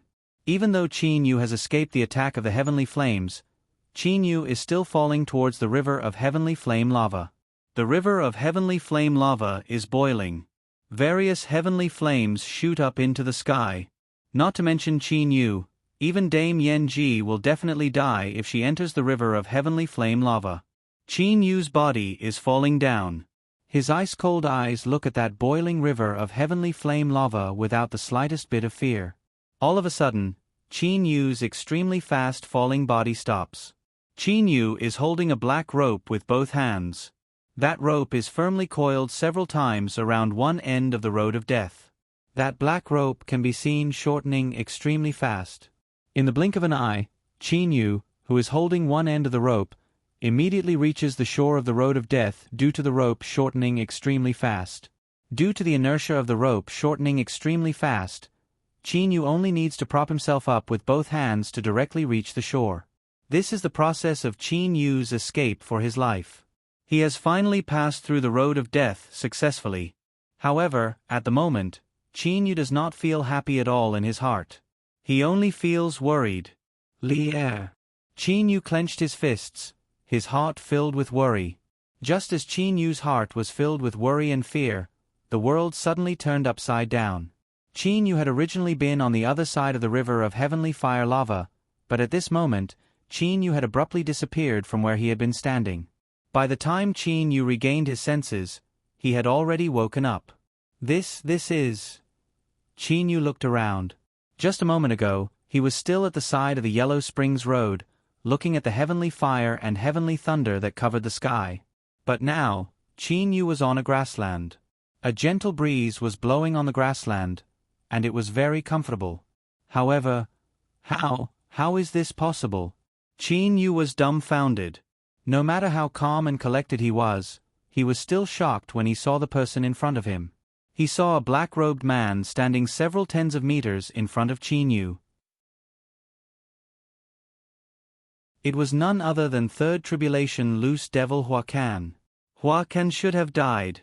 I saw it with my own eyes. On the road of death, I saw with my own eyes that he was burned into ashes by the heavenly fire. How could he? Qin Yu's face was filled with disbelief. At the same time, he felt confused. At the moment, Huacan also seemed to have seen Qin Yu. At the same time, an expression as if he had seen a ghost appears on his face. Qin Yu, it's you. Aren't you dead? I'm dead. Qin Yu's face was filled with astonishment. I saw with my own eyes that you were killed by the heavenly thunder. How could you? Huacan was also confused. Yen Lang, how could you still be alive? Yen Mo's voice rose not far away. Of course I'm alive. Why are you asking this? Yen Lang's doubtful voice rose. Damien Ji Yu. I saw with my own eyes that you fell into the river of heavenly fire lava. How could you still be alive? Silhouettes appeared on the prairie one after another. Big Brother Qin Yu. A pleasantly surprised voice rose. Qin Yu turned around to take a look. He saw Li'er, who was wearing a silver-white woman's armor and red boots, so excited that her face turned red. Her eyes were even red and swollen. She ran up to Qin Yu's side in only 2 or 3 steps, then directly hugged Qin Yu tightly. Feeling the body in his embrace, Qin Yu still felt a burst of dizziness at the moment. Obtaining something after losing it is the warmest feeling. Qin Yu could not help hugging Li'er's body even more tightly. Li'er raised her head and looked at Qin Yu with her red and swollen eyes. At the moment, wearing a suit of armor, Li'er had a rare heroic spirit. Big Brother Qin Yu, when I saw the heavenly fire burn you, I thought. Li'er looked at Qin Yu with her beautiful eyes. Her eyes were full of fear as if she had seen the scene from that day again. She could not help crying. Qin Yu felt a burst of heartache. Unconsciously, Qin Yu lowered his head and gently kissed away the tears at the corners of Li'er's eyes. Don't cry. No matter what happens, I will be fine. I will not make you worry. Don't worry. Qin Yu lowered his head and stared into Li'er's eyes. He said softly but firmly. Li'er's face turned completely red. She immediately buried her head in Qin Yu's chest and did not dare to look at Qin Yu again. At this moment, Qin Yu was startled. Just now, Only now does Qin Yu feel that his heartbeat is like the sound of a bell. Thump, thump, thump sounds are echoing in his ears. This kind of heartbeat feeling can only be felt when he ran with weights during extreme training as a child. However, When he saw Li in his bosom, Qin Yu smiled again. Then, he couldn't help but hug Li even tighter. What the hell is going on? Qin Yu, I saw you being burned to death by the heavenly fire with my own eyes. Moreover, you asked me for help in a loud voice. I believe. I'm absolutely not mistaken. Ida walked to Qin Yu's side and looked at Qin Yu with a face full of doubts. Li seemed to wake up with a start. She suddenly got out of Qin Yu's arms, but her face was still blushing. Qin Yu cursed Ida in his heart. But after a while, Qin Yu also began to wonder what had happened. Listening to what the others said, it seemed that they had all seen the others die, but now they all seemed to be alive and well. What the hell was going on? Could it be that all this was an illusion? Qin Yu was puzzled, but he really found it hard to imagine that the illusion could be so real. Even the temperature of the heavenly fire and the aura of the heavenly fire lava could be clearly felt. 8 people appeared on the prairie. Qin Yu, Yen Mo, Li Ida, Dame Yen Ji, Huacan, Azure Dragon Yen Lang and Old Taoist Gon Su. But Reverend Shui Ro, Reverend Yu Yen and the 3 great experts of the Dragon Clan are all gone. That immortal Emperor Ni Yang said that going into the road of Yellow Springs would have a 90% chance of survival, but why are so many of us alive and well now? This is really strange. Azure Dragon Yen Lang said doubtfully. A 90% chance of survival? There were only so many people in total, but 8 of them had come here alive. But at the moment, the atmosphere between Old Taoist Gon Su, Huacan and Dame Yen Ji is somewhat subtle. Old Taoist Gon Su, Reverend Shui Ro and Reverend Yu Yen are Hua Lan's murderers. Of course Hua Lan's younger brother Hua Can hates these 3 people very much. But now Reverend Shui Ro and Reverend Yu Yen have not appeared so naturally. Hua Can is targeting Old Taoist Gon Su. But because he is intimidated by Dame Yen Ji, he does not dare to risk his life to fight Old Taoist Gon Su. Once he does, perhaps he will not be able to fight Dame Yen Ji. Dame Yen Ji also feels helpless in her heart. She was already seriously injured in the Qingyu Immortal Mansion and was also attacked on the road of Yellow Springs. At the moment, her power is less than 1/3 of what it used to be, but even so, she is not someone whom Hua Can and Old Taoist Gon Su can fight alone. Where did Reverend Shui Ro and Reverend Yu Yen go? Could it be they died on the road of Yellow Springs? Hua Can says furiously. Those 2 adulterers died on the road of Yellow Springs before I even got my revenge on them. They were really lucky. No, perhaps they're in the Peach Blossom Spring. Old Taoist Gon Su says with a disdainful look at Hua Can, what about my 3 uncles? Azure Dragon Yen Lang now feels doubtful in his heart. Could it be they really went to the Peach Blossom Spring?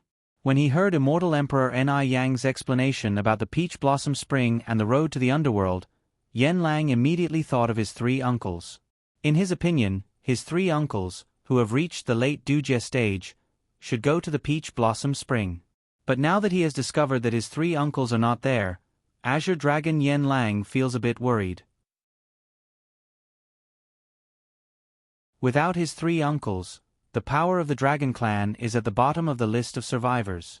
Congratulations, you even had the guts to choose the road of Yellow Springs. Ni Yang Immortal Emperor's voice spread across the prairie. Suddenly, everyone stopped talking and listened carefully to Ni Yang Immortal Emperor's words. I know you're very curious as to why the people you saw die are now alive in front of you. There is a hint of ridicule in Immortal Emperor Ni Yang's words. Qin Yu and the others all listened to him. They already have guesses in their hearts, but they can only be sure after hearing Immortal Emperor Ni Yang's answer. Let me tell you, the road of Yellow Springs is the road of life. Immortal Emperor Ni Yang says evilly. Everybody's heart is shaken. Could it be that everyone who entered the road of Yellow Springs has survived? Yes, just as you thought, everyone who chose to enter the road of Yellow Springs has arrived here safely. The heavenly flame lava river looks formidable, but no matter if you were struck by the thunderbolts, fell into the lava river or passed through it safely, you'd all arrive at this prairie in the end without suffering any injuries. Immortal Emperor Ni Yang appears to be very proud. This Immortal Emperor Ni Yang actually tricked us again. At the beginning, He said there was a 90% chance of death, and then he said there was a possibility that everyone would die, but now.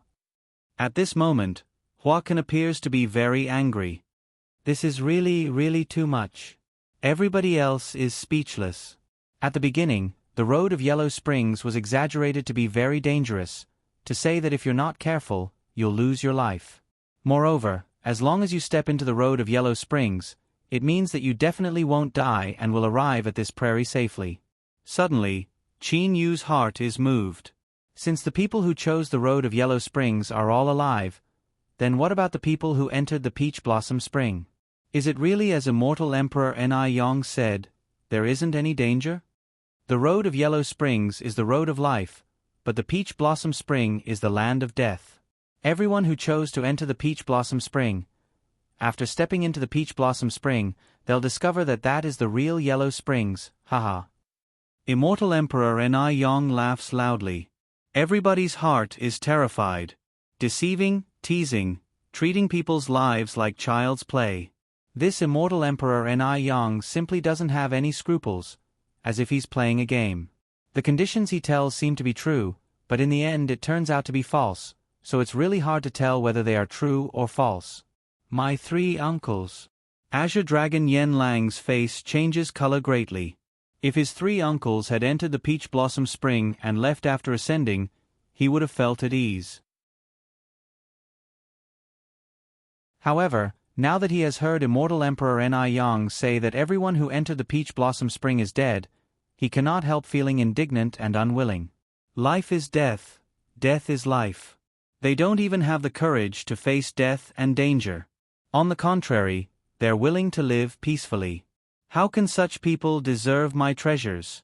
Living in this world is also a waste of heaven and earth's holy energy. Let them die. Immortal Emperor Ni Yong says disdainfully. Immortal Emperor Ni Yong obviously looks down on people who are afraid of death and danger the most. Stepping into the road of Yellow Springs means that these people have the courage to face death and danger. Immortal Emperor Ni Yong is satisfied with this kind of courage.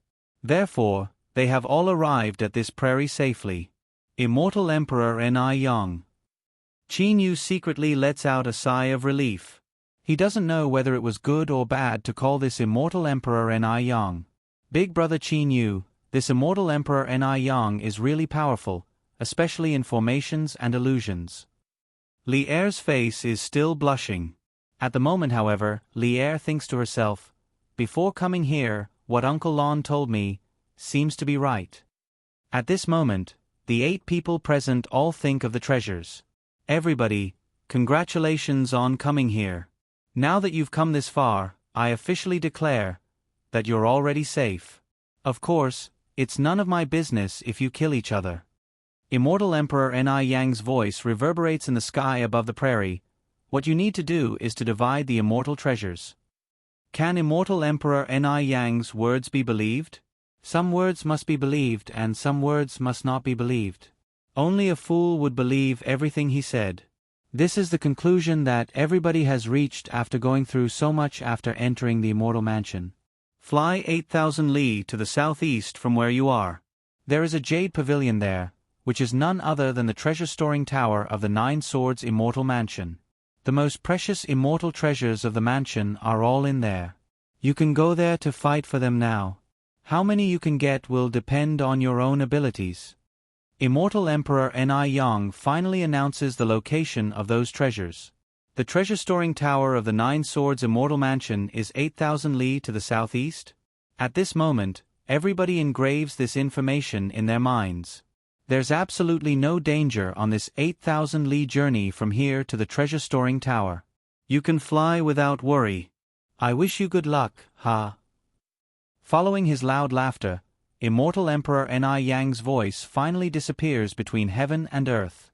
There's no danger on this 8,000 li journey? Can Immortal Emperor Ni Yang's words be completely believed? The 8 people including Qin Yu, Li Er, Dame Yen Ji and Old Taoist Gon Su look at each other then immediately fly towards the southeast. Only the 8 of them are flying very slowly and very cautiously. Obviously they are not flying without worry, as Immortal Emperor Ni Yong said.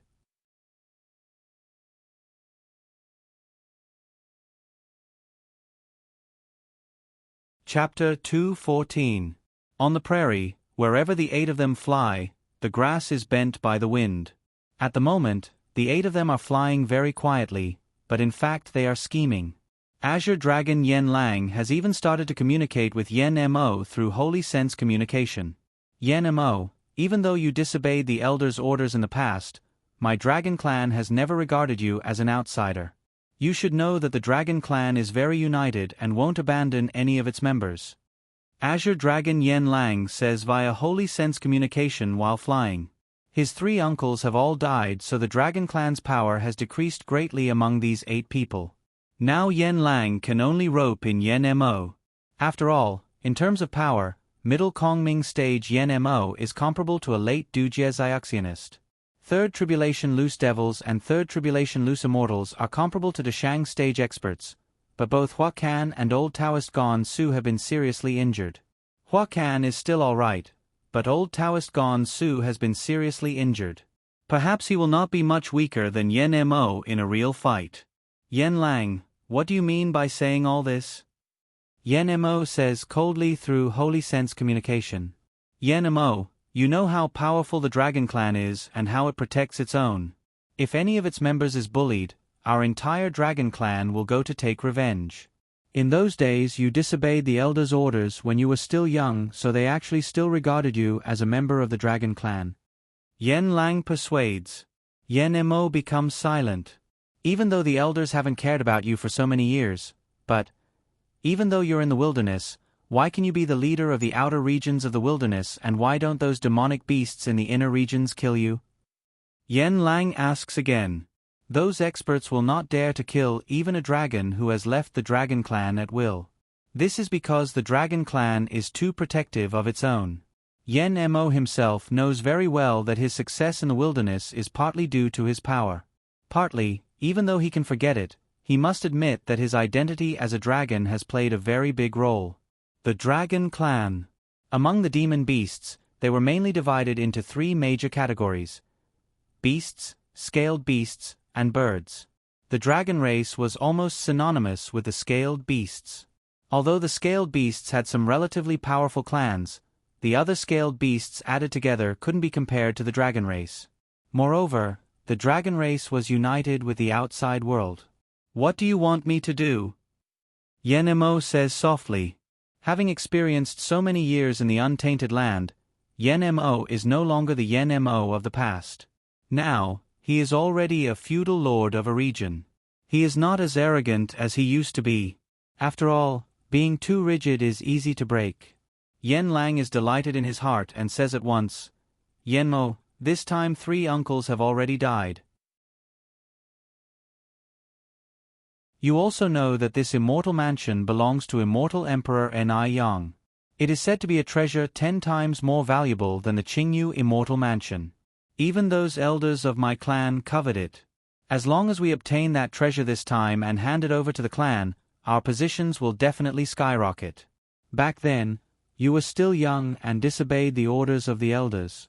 The elders definitely wouldn't care. Yen Lang, do you mean you want me to help those old men? Yen Mo is a bit angry. Azure Dragon Yen Lang says indifferently, Yen Mo, I've also spent such a long time alone in the Blue Dragon Temple, fighting against the Panglai Immortal Region and the Purple Flame Devilish Dungeon. I can also imagine your days in the wilderness. Yen Mo, we're brothers of the Dragon Clan. Could it be you're really happy being alone outside? Being alone and happy? Yen Mo ponders for a while. No one knows what he is thinking in his mind. After a long time he says, All right, I'll join hands with you to snatch the treasure. I know Dame Yen Ji, Hua Kan and Old Taoist Gon Su are all seriously injured. In terms of power, I'm definitely a match for them now that I'm in perfect condition. But they all have low-grade immortal weapons. Hua Kan and Old Taoist Gon Su both have low-grade immortal weapons. Even though they are seriously injured, if Yen Mo were to fight them, his chances of victory would be slim. Don't worry about this. I have a low-grade immortal weapon here. Yen Lang suddenly says. To the Dragon Clan, it is not difficult to take out a low-grade immortal weapon. This time, Yen Lanshan, Yen Lanshu and the other two brothers were able to carry 3 illusion dragon balls, so it is not strange for Azure Dragon Yen Lang to carry a low-grade immortal weapon. After all, the dragon clan is very rich. Aren't you worried that I won't give you your immortal weapon after taking it? Yen Mo asks in reply. Why should I be worried? Yen Lang does not care at all. Not only Yen Mo and Yen Lang, the others are also talking to each other through holy sense communication. On the 8,000 li journey to the treasure tower, they have formed an alliance among themselves. These 8 people had secretly formed an alliance. Everyone's flying speed was relatively slow because they were worried about any danger. But in the end, the facts tell them that their suspicions are wrong. The treacherous immortal Emperor Ni Yang has spoken the truth for once. There is really no danger at all on the way. In the middle of the endless prairie, there is a 2-story pavilion. This pavilion is made entirely of white jade, but the roof tiles are golden. In front of the door of this 2-story white jade pavilion, on the left side is a human sculpture made of black crystals. On the right side is a huge stone tablet that is as tall as that human sculpture. This human sculpture made of black crystals can be considered handsome, but the most conspicuous thing about it is its aura.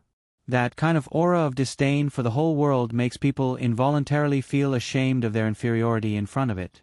When Qin Yu and the other 7 people take a look at the sculpture, they cannot help feeling oppressed in their hearts. They cannot help praising in their hearts that the sculptor is so skilled that the aura of the person he is carving is completely revealed. Even experts at the 3rd tribulation or 4th tribulation stage of loose immortals and loose devils feel oppressed.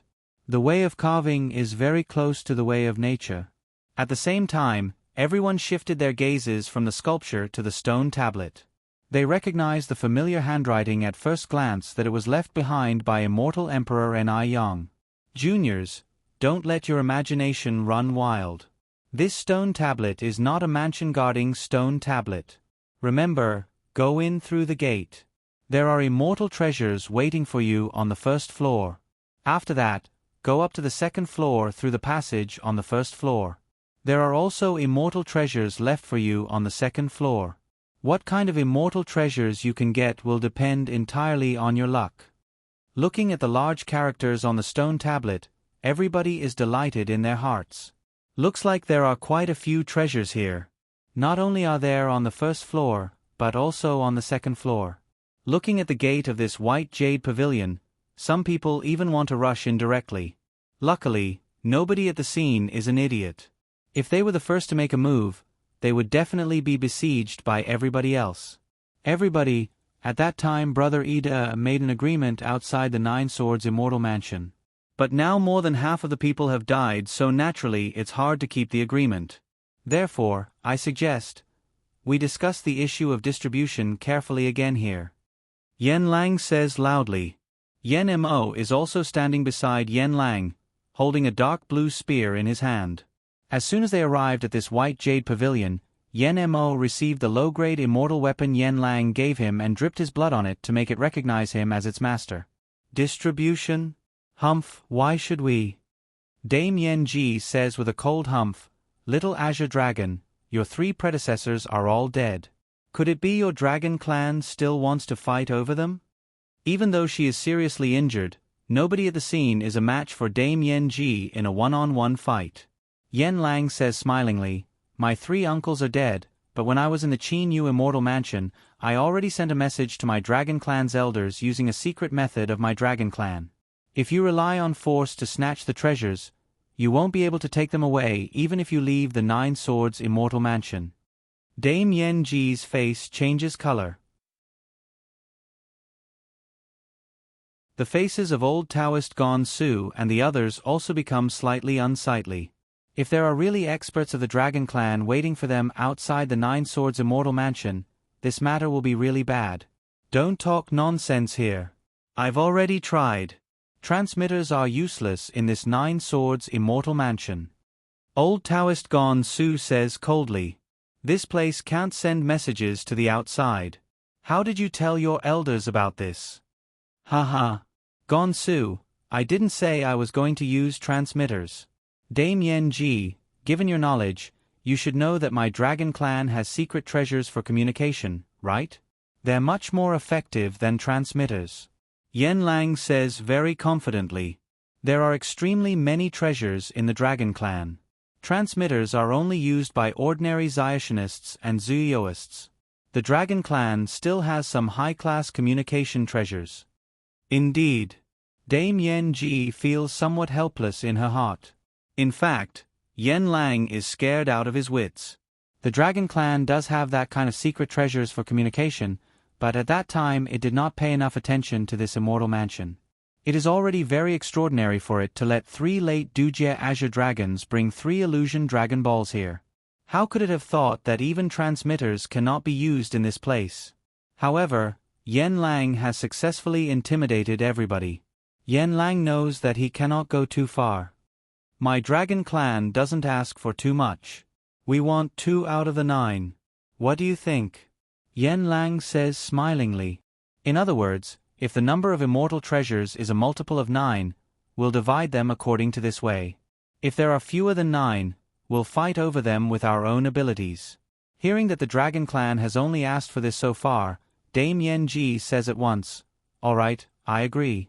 I don't want too much either. I want 3 out of the 9. Not too much, but 3 out of the 9. But Dame Yen Ji's power is obvious, so the others cannot say anything. Before Qin you can say anything, Lier says smilingly. The Stellar Tower doesn't want too much either. I'll say it on behalf of my big brother Qin Yu. We want 2. You want 2? Why? Hua Kan says coldly. Old Taoist Gon Su's eyes also radiate coldness. The Dragon Clan and Dame Yen Ji already have 5 immortal treasures in total. If Qin Yu wants 2, how many more can Hua Kan and Old Taoist Gon Su get? Why? Li Er says smilingly. Because of the protective magic treasures on my body, you can't hurt me at all. But I can use this ice-devouring lightning talisman to kill either of you. Li Er takes out a sparkling purple talisman. The situation changes in an instant. Qin Yu also gives a smile. It turns out Uncle Lan has given Li Er a protective magic treasure, but it turns out she also has an offensive treasure. Dame Yen Ji, you should know the power of the ice-devouring lightning talisman. If you weren't injured at all, you could still barely resist it. But now, I think even if you can resist it, you'll be seriously injured. As for the others, they won't be able to resist it. Li Er looks at Dame Yen Ji and says. Dame Yen Ji does not know whether to laugh or cry.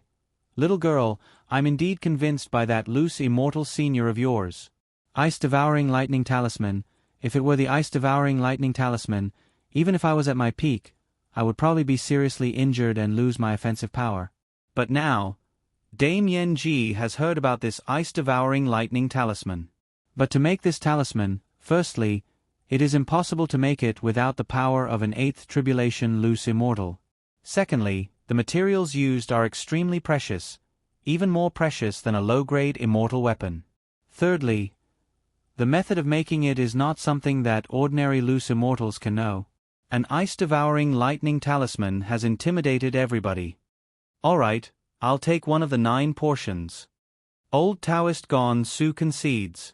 Hua Kan also says helplessly, the last portion belongs to Ida and me. Even though he says so, in fact, if there were really 9 immortal weapons, how could he possibly give Ida the one that would be allocated to him? Only Ida is not dissatisfied at all at the moment. Very good, then let's go in. After saying, Dame Yen Ji takes the lead and walks towards the main gate of this tower. The others also walk towards the inside of the White Jade Tower. Qin Yu, however, looks at Li Er. What's the matter, Li Er? Qin Yu asks doubtfully. Big brother Qin Yu, you go in first. I still have something to do. You take this ice-devouring lightning talisman. Li Er gives a mysterious smile. Hearing Li Er say so, Qin Yu nods and receives it smilingly, then walks towards the main gate of the White Jade Tower. There may be dangers inside the tower, but how can there be dangers outside? Moreover, Li Er is protected by protective magic treasures. If Qin Yu takes this ice-devouring lightning talisman, it will be a threat to those loose immortals and loose devils. When Qin Yu reaches the entrance, which is the side of that sculpture, he suddenly notices something out of the corner of his eye. There is unexpectedly a ring on the index finger of the right hand of this black jade sculpture, which has both hands behind its back. Because the statue has its hands behind its back and is wearing a long robe, it simply cannot notice it unless it goes to where Qin Yu is. Moreover, that ring is of the same color as the statue, so it is hard to detect it. However, Qin Yu unexpectedly discovered it. This ring, could it be some kind of treasure? Qin Yu reaches out his hand and tries to take the ring off. Who could have thought that Qin Yu would be able to take it off so easily? However, Qin Yu does not find anything special about this ring after making a sweep with his holy sense. Even after Qin Yu puts it on his finger and drips his blood on it to claim ownership, he still does not find anything special about it. Obviously, this is only a decoration. I'm really paranoid. Qin Yu shakes his head with a smile, then goes straight to the first floor of the treasure-storing pavilion. On the first floor, at the moment Dame Yen Ji and the others are looking at a small black necklace floating in the air. This necklace looks exactly like a dog necklace used by mortals. The only difference is that it radiates a very bizarre energy which is different from ordinary immortal elemental energy. Holy beast collars. It's surprisingly holy beast collars. Moreover, there are 18 of them. Dame Yen Ji cries out in surprise. The number is neither too many nor too few. Exactly 18. Isn't this a multiple of 9? They're unexpectedly holy beast collars. Azure Dragon Yen Lang's eyes flash with coldness. At the moment, Dame Yen Ji is intimidated by everybody, so she does not dare to snatch the collars by force. She looks at Azure Dragon smilingly and says, "Everybody, these holy beast collars are used by some immortals to subdue demonic beasts. Once a demonic beast is injured and about to die, it will have to be controlled by the immortal if it is put on by the holy beast collars. Of course, the user of these holy beast collars is not necessarily an immortal. Of course, a loose devil like me can also use them. It's said that there are quite a few holy beast collars in the immortal world, but you can hardly find them in the mortal world." No wonder Azure Dragon Yen Lang is unhappy. These holy beast collars are used to capture demonic beasts and use them as mounts.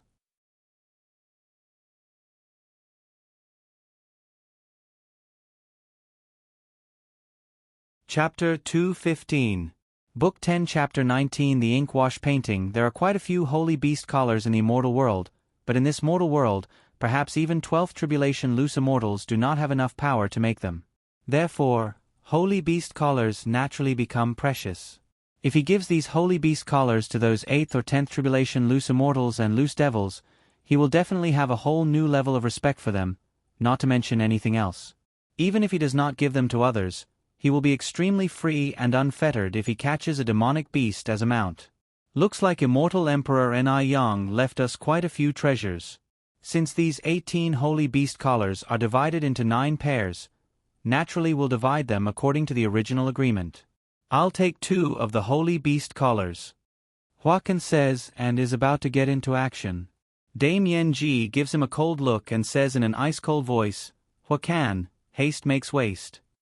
As soon as Qin Yu sees these holy beast collars, the first thing that comes to his mind is, they can control demonic beasts.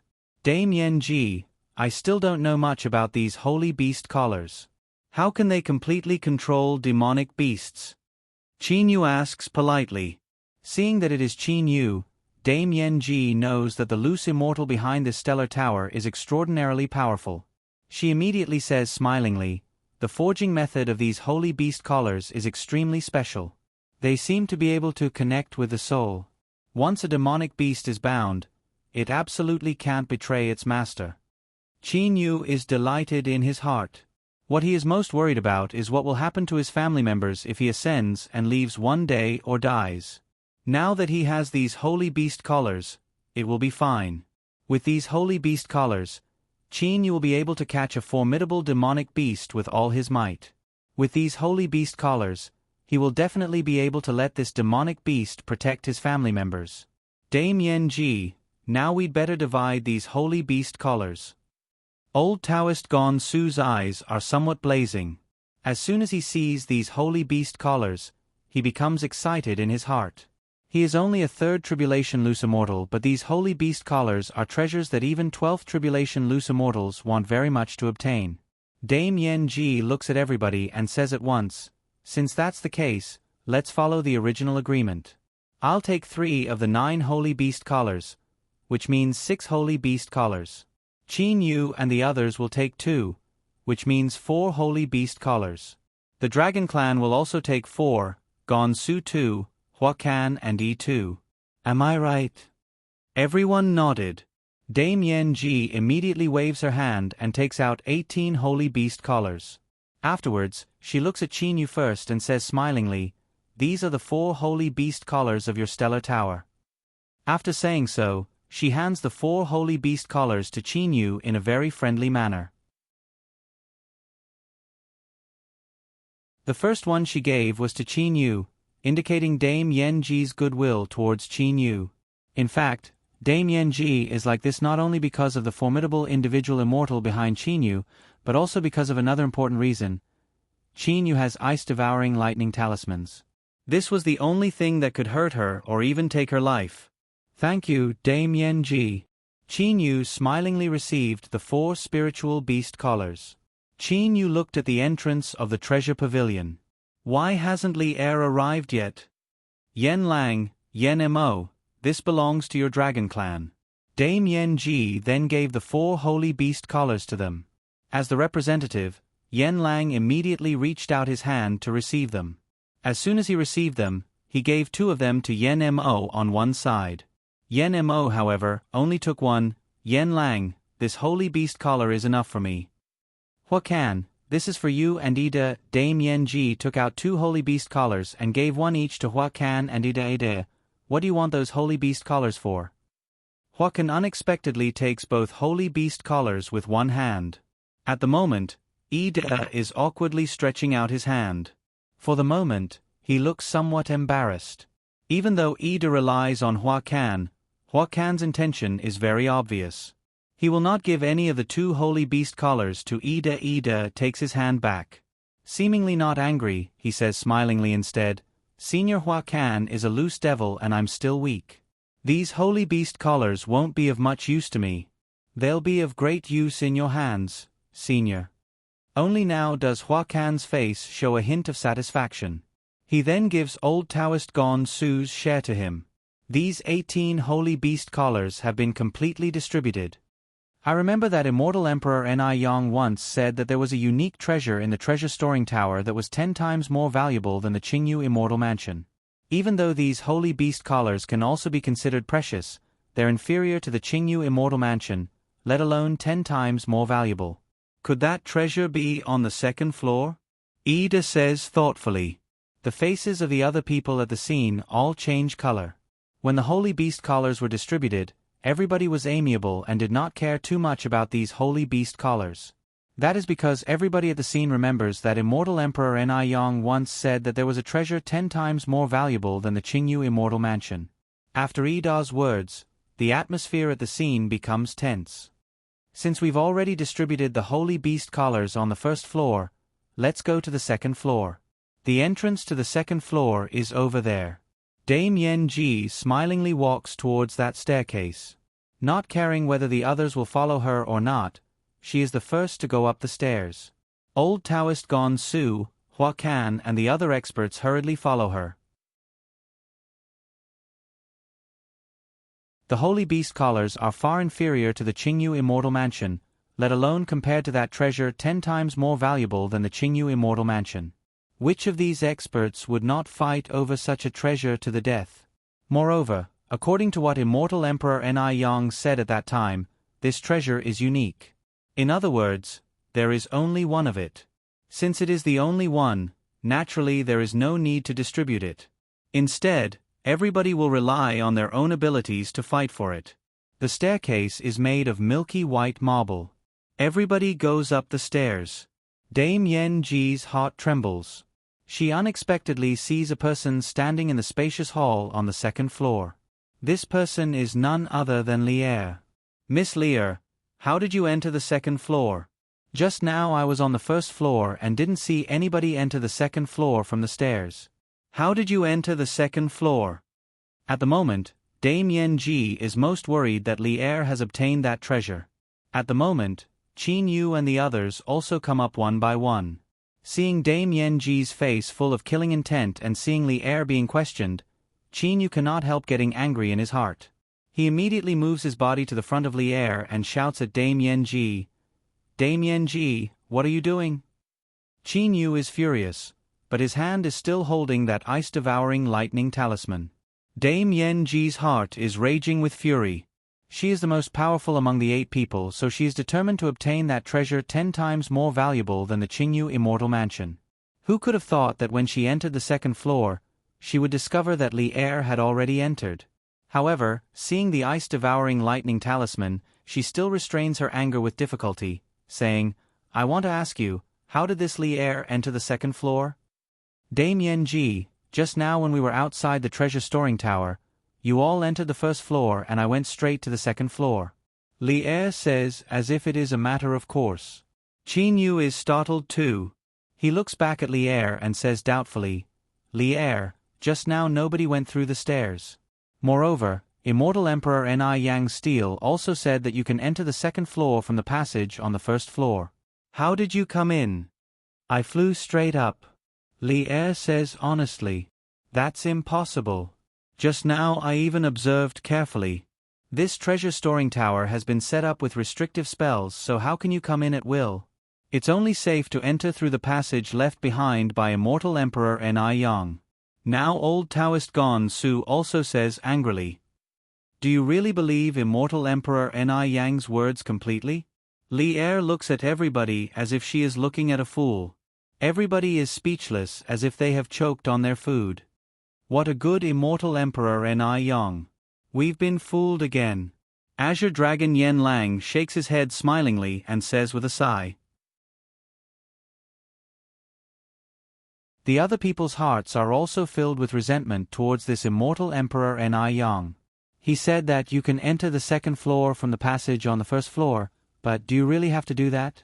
Most of them have sensed that this treasure storing tower has been set up with restrictive spells, so they do not dare to barge in recklessly. Li Er, however, flies straight to the second floor. "Miss Li Er, is there any treasure on this second floor? Have you found it?" Dame Yen Ji takes a look at the second floor, then asks Li Er in the end. On the first floor, those 18 holy beast collars appeared in front of everybody's eyes. But on this second floor, even though Dame Yen Ji only took a look, given her power, if that immortal treasure was not too hidden, she would have definitely found it. Dame Yen Ji. Qin Yu takes over and says while staring at Dame Yen Ji, "What does it have to do with you whether my Li Er has obtained it or not? There's only one treasure that Immortal Emperor Ni Yang mentioned. It basically doesn't need to be divided. It belongs to whoever has obtained it. Even if Li Er has obtained it, why should she tell you?" "You." Dame Yen Ji is furious. But seeing the ice-devouring lightning talisman that Qin Yu is holding in his hand all the time, she forcibly swallows her anger. At the moment, Dame Yen Ji is not the only one on the second floor who covets that treasure. The other experts are also coveting that treasure. At this moment, they also want to know whether Li Er has obtained that immortal treasure or not. "Everybody, I swear to heaven that if I've obtained that so-called unique immortal treasure, I'll be struck by heavenly thunder and my soul will scatter." Li Er you. Qin Yu cannot help being shocked when he sees Li Er making such a magnanimous vow. Li Er winks at Qin Yu and says with a mischievous smile, "If you don't have it, just say it. Even though I came to this second floor in advance, I really didn't find the immortal treasure on this floor. Looks like it's really hidden very well." The others all let out a sigh of relief. No longer having time to talk with Li Er, the other 6 people immediately start to search carefully on the second floor. The layout of this second floor is similar to a relatively large study room. There are various portraits hanging on the walls and a huge bookcase leaning against the wall. At the same time, there is a desk in the middle of the room. There are even writing brushes, ink sticks, paper and inkstones on the desk. I dare say that this Immortal Emperor Ni Yang must have lived in the mortal world for a period of time. Qin Yu takes the writing brush and says after taking a careful look at it. The appearance of this writing brush is a unique writing brush used by Qin Shi Huang when he was still alive. However, Qin Yu feels that this writing brush is very heavy when he holds it in his hand. However, when Qin Yu is about to continue talking, a misty sword aura unexpectedly shoots out from the writing brush and pierces Yi Da's arm directly, easily piercing through it. Who's sneak attacking? Yi Da, who is originally searching carefully, sees that Qin Yu is looking at that writing brush with an astonished expression. At the moment, various sword auras are still being emitted from that writing brush. Yi Da's eyes immediately become blazing and his whole body turns into a beam of light. He rushes towards the pen holder on the desk. The second floor is only so big, so the energy emitted by the sword aura naturally makes the experts discover it and become vigilant. However, only a few of them can react as fast as Yi Da Yen Lang is one of them. Dame Yen Ji also comes to her senses. Boom! The 5 writing brushes in the pen holder explodes due to the competition among the experts. The 5 writing brushes are scattered all over the place. Ida grabs a writing brush. At the same time, a drop of his heart's blood falls on the writing brush. Various misty sword auras immediately flash. Afterwards, this writing brush directly fuses with Yi Da's body. At the same time, the other experts also start to fight over the brushes. Yen Lang and Dame Yen Ji, who are quick to react, also snatch a writing brush each. Afterwards, Old Taoist Gon Su and Hua Kan, relying on their own power, also snatch a writing brush. Including Qin Yu's writing brush at the beginning, there are 6 writing brushes in total. The various experts immediately bind the brushes with their blood. The moment they do so, even Yen Lang exclaims in admiration, they're unexpectedly middle-grade immortal weapons. Moreover, they even contain swift and fierce sword auras. These 6 writing brushes are unexpectedly middle-grade immortal weapons. Dame Yen Ji also becomes ecstatic. Oh, I thought the writing brushes were transformed from 6 immortal swords, but only after I absorbed them into my body did I discover that the immortal weapons that can release such astonishing sword auras are actually writing brushes. Even though Old Taoist Gon Su says so, there is still ecstasy on his face. Middle-grade immortal weapons. Very few 8th Tribulation or 10th Tribulation loose immortals in the chaotic astral ocean have middle-grade immortal weapons. Even in the immortal world, most golden immortals only use middle-grade immortal weapons. Therefore, it is easy to imagine how precious they are. Even Yi Da, when his arm was pierced by sword aura in the beginning, thought that the other writing brushes were also immortal swords. Who would have thought that only after he absorbed them into his body did he discover that the true form of these immortal weapons is writing brushes? But, in terms of offense, they even surpass ordinary middle-grade immortal swords. If my guess is correct, in those days Immortal Emperor Ni Yang forged 6 writing brushes and often used them to paint and write. Naturally, the sword aura in his body was also poured into these writing brushes. Only because of this did the 6 writing brushes surpass ordinary middle-grade immortal swords in power. Dame Yen Ji speculates. Old Taoist Gon Su says in astonishment, could it be? Immortal Emperor Ni Yang is a legendary sword immortal who has already gone extinct on the Tenglong continent? Sword immortals are extremely powerful in offense, but they have already lost their successors 1 million years ago on the Tenglong continent. The loose immortals and loose devils of various major powers can only learn about sword immortals from some ancient books in their schools. Yen Mo, what are you doing? Dame Yen Ji suddenly discovers that Yen Mo is unexpectedly collecting an inkwash painting on the wall. There are several tens inkwash paintings hanging on the walls of this second floor. Everybody thinks that they should be used to decorate this room, but not only Yen Mo, even Qin Yu is also collecting an inkwash painting on the west wall. Dame Yen Ji only takes a glance at it to discover that these 2 inkwash paintings have something in common. There is a very small image of an immortal sword at the bottom of each of the 2 inkwash paintings. There's another one. There are many inkwash paintings hanging on the walls, but Dame Yen Ji has discovered a third one that also has a small image of an immortal sword at the bottom. Her whole body turns into a beam of light and takes that inkwash painting directly into her bosom as if she is robbing someone. They Old Taoist Gon Su, Hua Kan and the others feel baffled. After collecting the inkwash paintings, Qin Yu, Yen Mo and Dame Yen Ji all pause for a moment. In a short while, they come to their senses. There is an uncontrollable ecstasy on their faces. Even with Yen Mo's self-control and Dame Yen Ji's status, at the moment they are so excited that their whole bodies are trembling. Their faces are even flushed with excitement.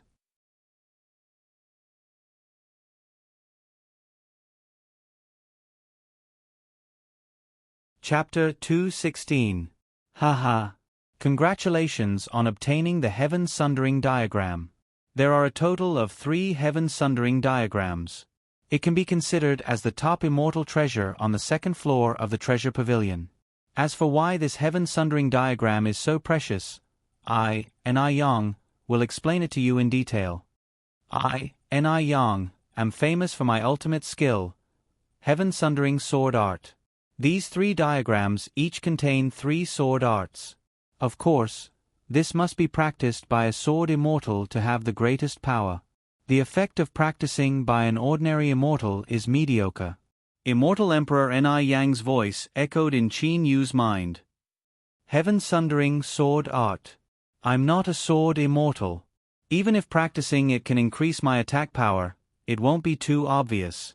To me, it's of little value. Qin Yu was slightly disappointed.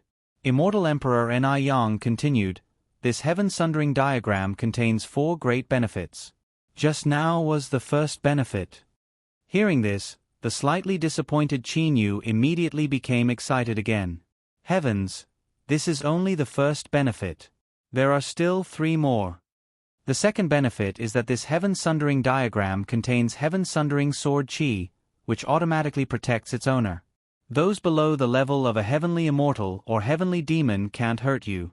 Even if they want to hurt you, they have to be attacked by the Sword Qi. Qin Yu was delighted. Heaven Sundering Sword Qi protecting the body, this is a very good effect.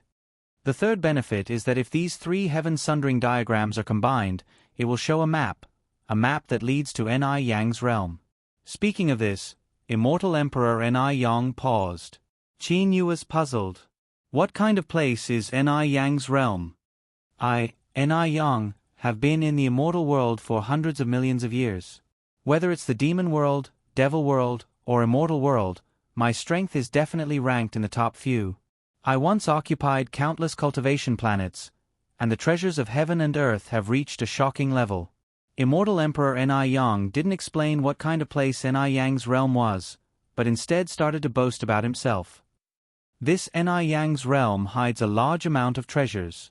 If Qingyu Immortal Mansion was casually built by me, then Ni Yang's realm was built by me after spending tens of thousands of years and collecting countless treasures.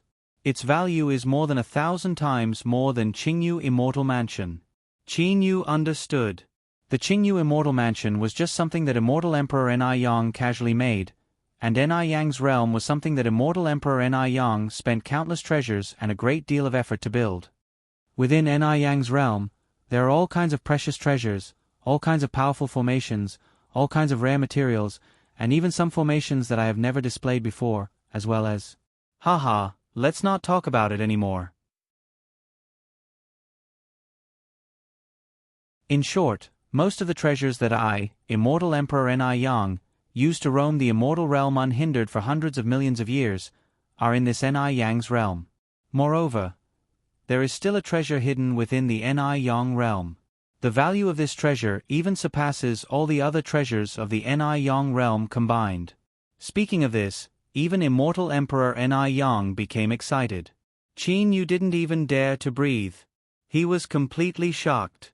A level 8 mystic immortal, who was also a sword immortal super immortal emperor, a pinnacle expert with great authority in the immortal world. However, he had hidden most of his treasures within the Ni Yang realm. Furthermore, according to what Immortal Emperor Ni Yang had said, there was one treasure among them that was more precious than all the other treasures combined. Haha, this Heaven Sundering Diagram has a 4th benefit. Immortal Emperor Ni Yang said again. At this moment, Qin Yu only knew to listen. He was already completely shocked. If it was said that the Qingyu Immortal Mansion was already a top-notch treasure in the mortal realm, then the Ni-Yang realm, even in the immortal realm and the devil realm, was a treasure that would make immortal emperor experts go crazy.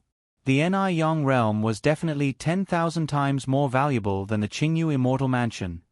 Junior, not everyone can enter the Ni-Yang realm.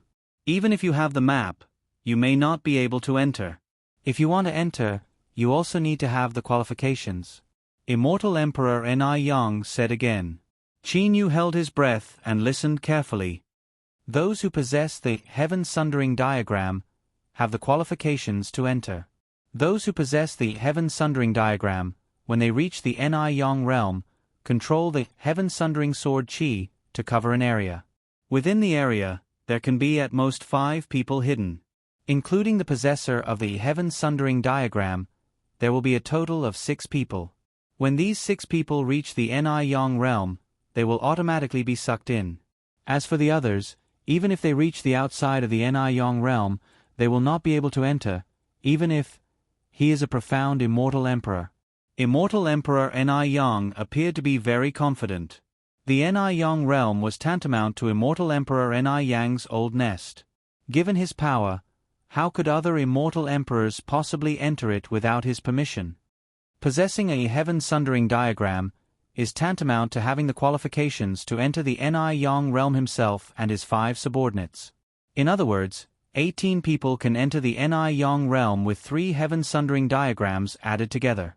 Junior, let me give you a piece of advice. Practice a lot and increase your power a bit before going in. Otherwise, don't blame me if you die. Ha ha. Following his loud laughter, Immortal Emperor Ni-Yang's voice disappeared. Qin Yu, Dame Yen Ji and Yen Mo all came back to their senses. The 3 of them exchanged a look, but all of them could not help remaining silent.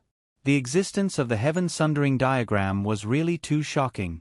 They believed that, once this news spread, the wilderness, the chaotic astral ocean and even the Tenglong continent would all go crazy. Given their power, they simply would not be able to keep this treasure. Dame Yen Ji, what kind of treasure is that inkwash painting? Can you tell me about it? Old Taoist Gon Su looks at Dame Yen Ji and says smilingly, but that hint of expectation in his eyes has exposed his purpose at the moment. Dame Yen Ji says indifferently, it's only an immortal weapon. Hua Kan, however, looks at Qin Yu and says smilingly, little brother Qin Yu, can you tell us what kind of immortal weapon that inkwash painting is? So that we can broaden our horizons. Just now old Taoist Gon Su, Hua Kan, Yi De, Yen Lang and the others all saw how excited Dame Yen Ji and the others were to the point of trembling. It should be known that even when Dame Yen Ji obtained that middle-grade immortal writing brush, she did not lose her composure like that. What kind of treasure is it that is worth it? Nobody believes that it is a simple immortal weapon. Hearing Hua Kan ask him, Qin Yu says with an indifferent smile, since you've asked me, Senior Hua Kan, I'll naturally tell you. Immediately, both Dame Yen Ji and Qin Yu look at him, their eyes radiating fierceness. But the eyes of old Taoist Gon Su, Hua Kan and the others brighten. This inkwash painting is actually a body-protecting immortal weapon. At the same time, it contains an extremely formidable practice method. Qin Yu says smilingly.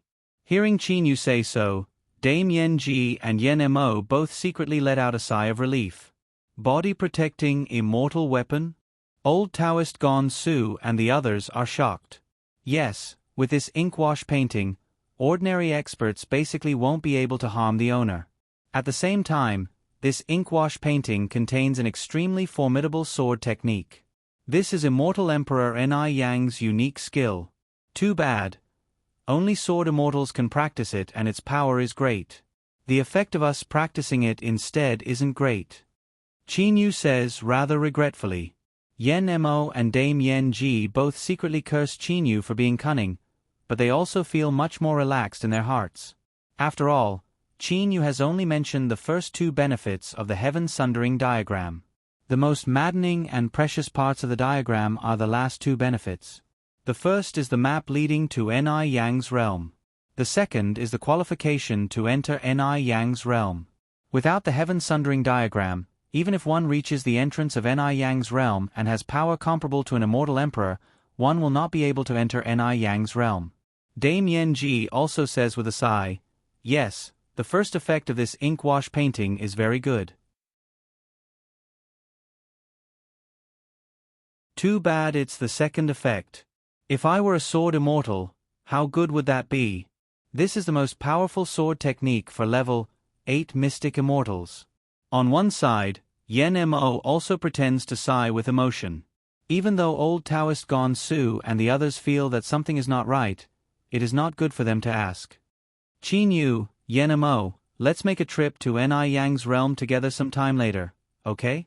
Dame Yen Ji asks in reply via holy sense communication. Yen Mo is still pondering, but Qin Yu refuses via holy sense communication.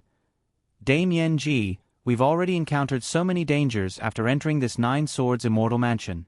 That Ni Yang's realm is Immortal Emperor Ni Yang's lair, so it's definitely 10 times or 100 times more dangerous. With my power level, I'll definitely die if I go in." Qin Yu lets both Dame Yen Ji and Yen Mo hear him through holy sense communication. Yen Mo also says via holy sense communication, "Brother Qin Yu's words are reasonable. Do you still remember Immortal Emperor Ni Yang's last words? Let me give you a word of advice. Practice a lot and raise your power a bit before going in. Otherwise, don't blame me if you die.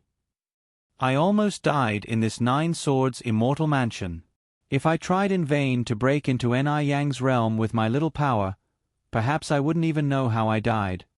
Dame Yen Ji also remembers Immortal Emperor Ni Yang's last words. Even though Immortal Emperor Ni Yang often deceives people, Dame Yen Ji does not dare to disregard his last words of advice. Power. Even if one has a map and is qualified to go in, without enough power, even if one enters the lair of this super immortal emperor, perhaps one's life will be over. Qin Yu, Yen Mo, at that time Immortal Emperor Ni Yang once said that there's a unique treasure in this treasure-storing pavilion. It's more than 10 times more precious than the Qingyu Immortal Mansion. What do you think that treasure is? Dame Yen Ji says doubtfully via holy sense communication. In Dame Yen Ji's opinion, the Heaven Sundering diagram is definitely more than 10 times more precious than the Qingyu Immortal Mansion. After all, Ni Yang's realm is a place where even the immortal emperors of the immortal world would go crazy. Unique. Yen Mo thinks for a while, then says via holy sense communication, "If we're talking about 10 times more precious, this Heaven Sundering diagram, just the map leading to Ni Yang's realm and the qualification to go in, is already 10 times more valuable than an immortal mansion. But there are 3 Heaven Sundering diagrams. It can't be considered unique." It can't be considered unique, but what is the most precious treasure Immortal Emperor Ni Yang mentioned at that time? Since that thing is the most precious, could it be even more precious than the Heaven Sundering diagrams? Qin Yu has a flash of inspiration in his mind. He says via holy sense communication, "I've thought of a possibility." These 3 Heaven Sundering diagrams were originally a whole. First, the 3 Heaven Sundering diagrams are a map when combined. Second, the 3 Heaven Sundering diagrams are the complete Heaven Sundering sword art. I think, in Immortal Emperor Ni Yang's eyes, the 3 Heaven Sundering diagrams are a whole. Perhaps he was talking about the Heaven Sundering diagrams. That's possible. Yen Mo also agrees. If there were only 3 Heaven Sundering diagrams, we wouldn't even know the location of Ni Yang's realm. Therefore, these 3 Heaven Sundering diagrams should be considered as a whole. That's the right understanding. In terms of preciousness, the 3 Heaven Sundering diagrams are naturally more than 10 times more valuable than the Qingyu Immortal Mansion.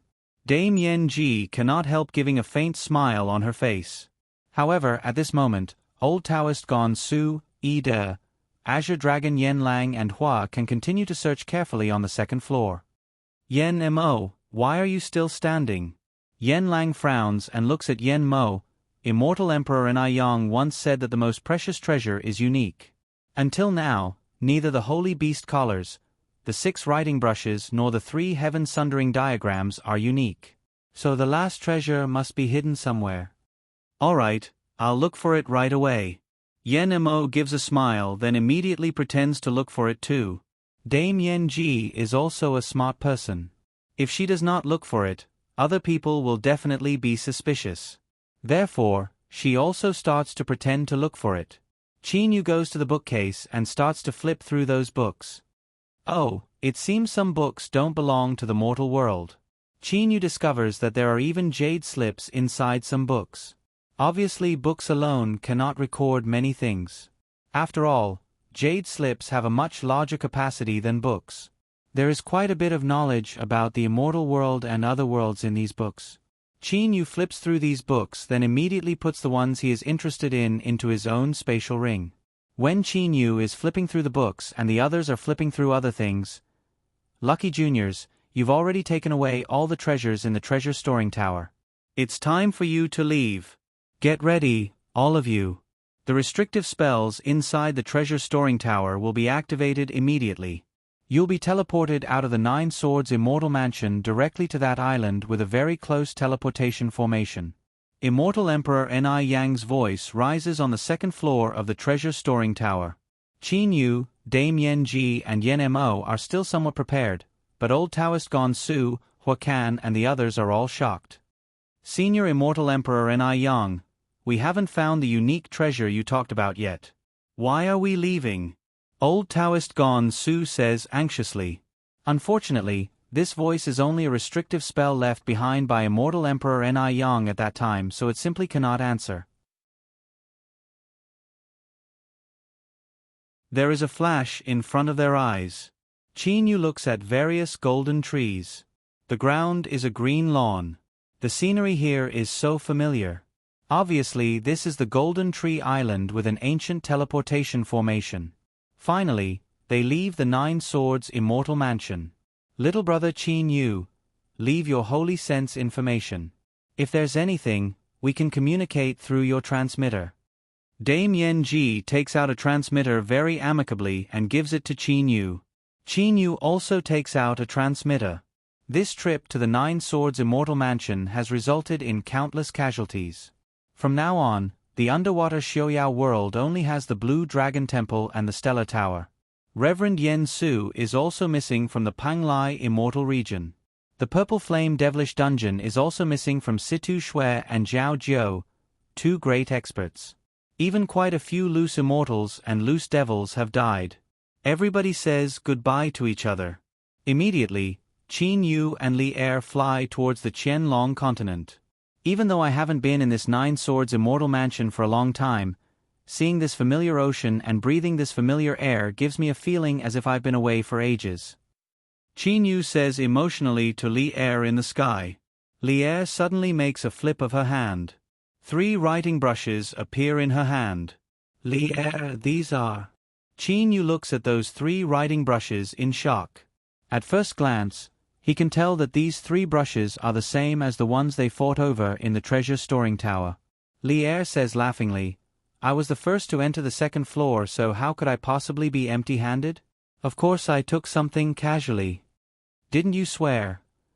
"I only swore that I didn't take that unique treasure. I didn't say that I didn't take a writing brush," Li Er says complacently. However, there is a hint of coquettishness in her tone. At the moment, Qin Yu does not know whether to laugh or cry. There were originally 9 middle-grade immortal writing brushes, which happened to be distributed to everybody. Who could have thought that Li Er secretly took away 3 brushes at the beginning, leading to a fight over them? Suddenly, the black ring on Qin Yu's finger radiates various misty rays of light. "Lucky Junior, congratulations, you've got the most precious treasure of the unique treasure storing tower." Immortal Emperor Ni Yang's slightly smiling voice is so pleasant to the ears in Qin Yu's mind. You're tuning in to the Narrate and Escape YouTube channel. Don't forget to subscribe and join us on this journey to catch the most captivating stories.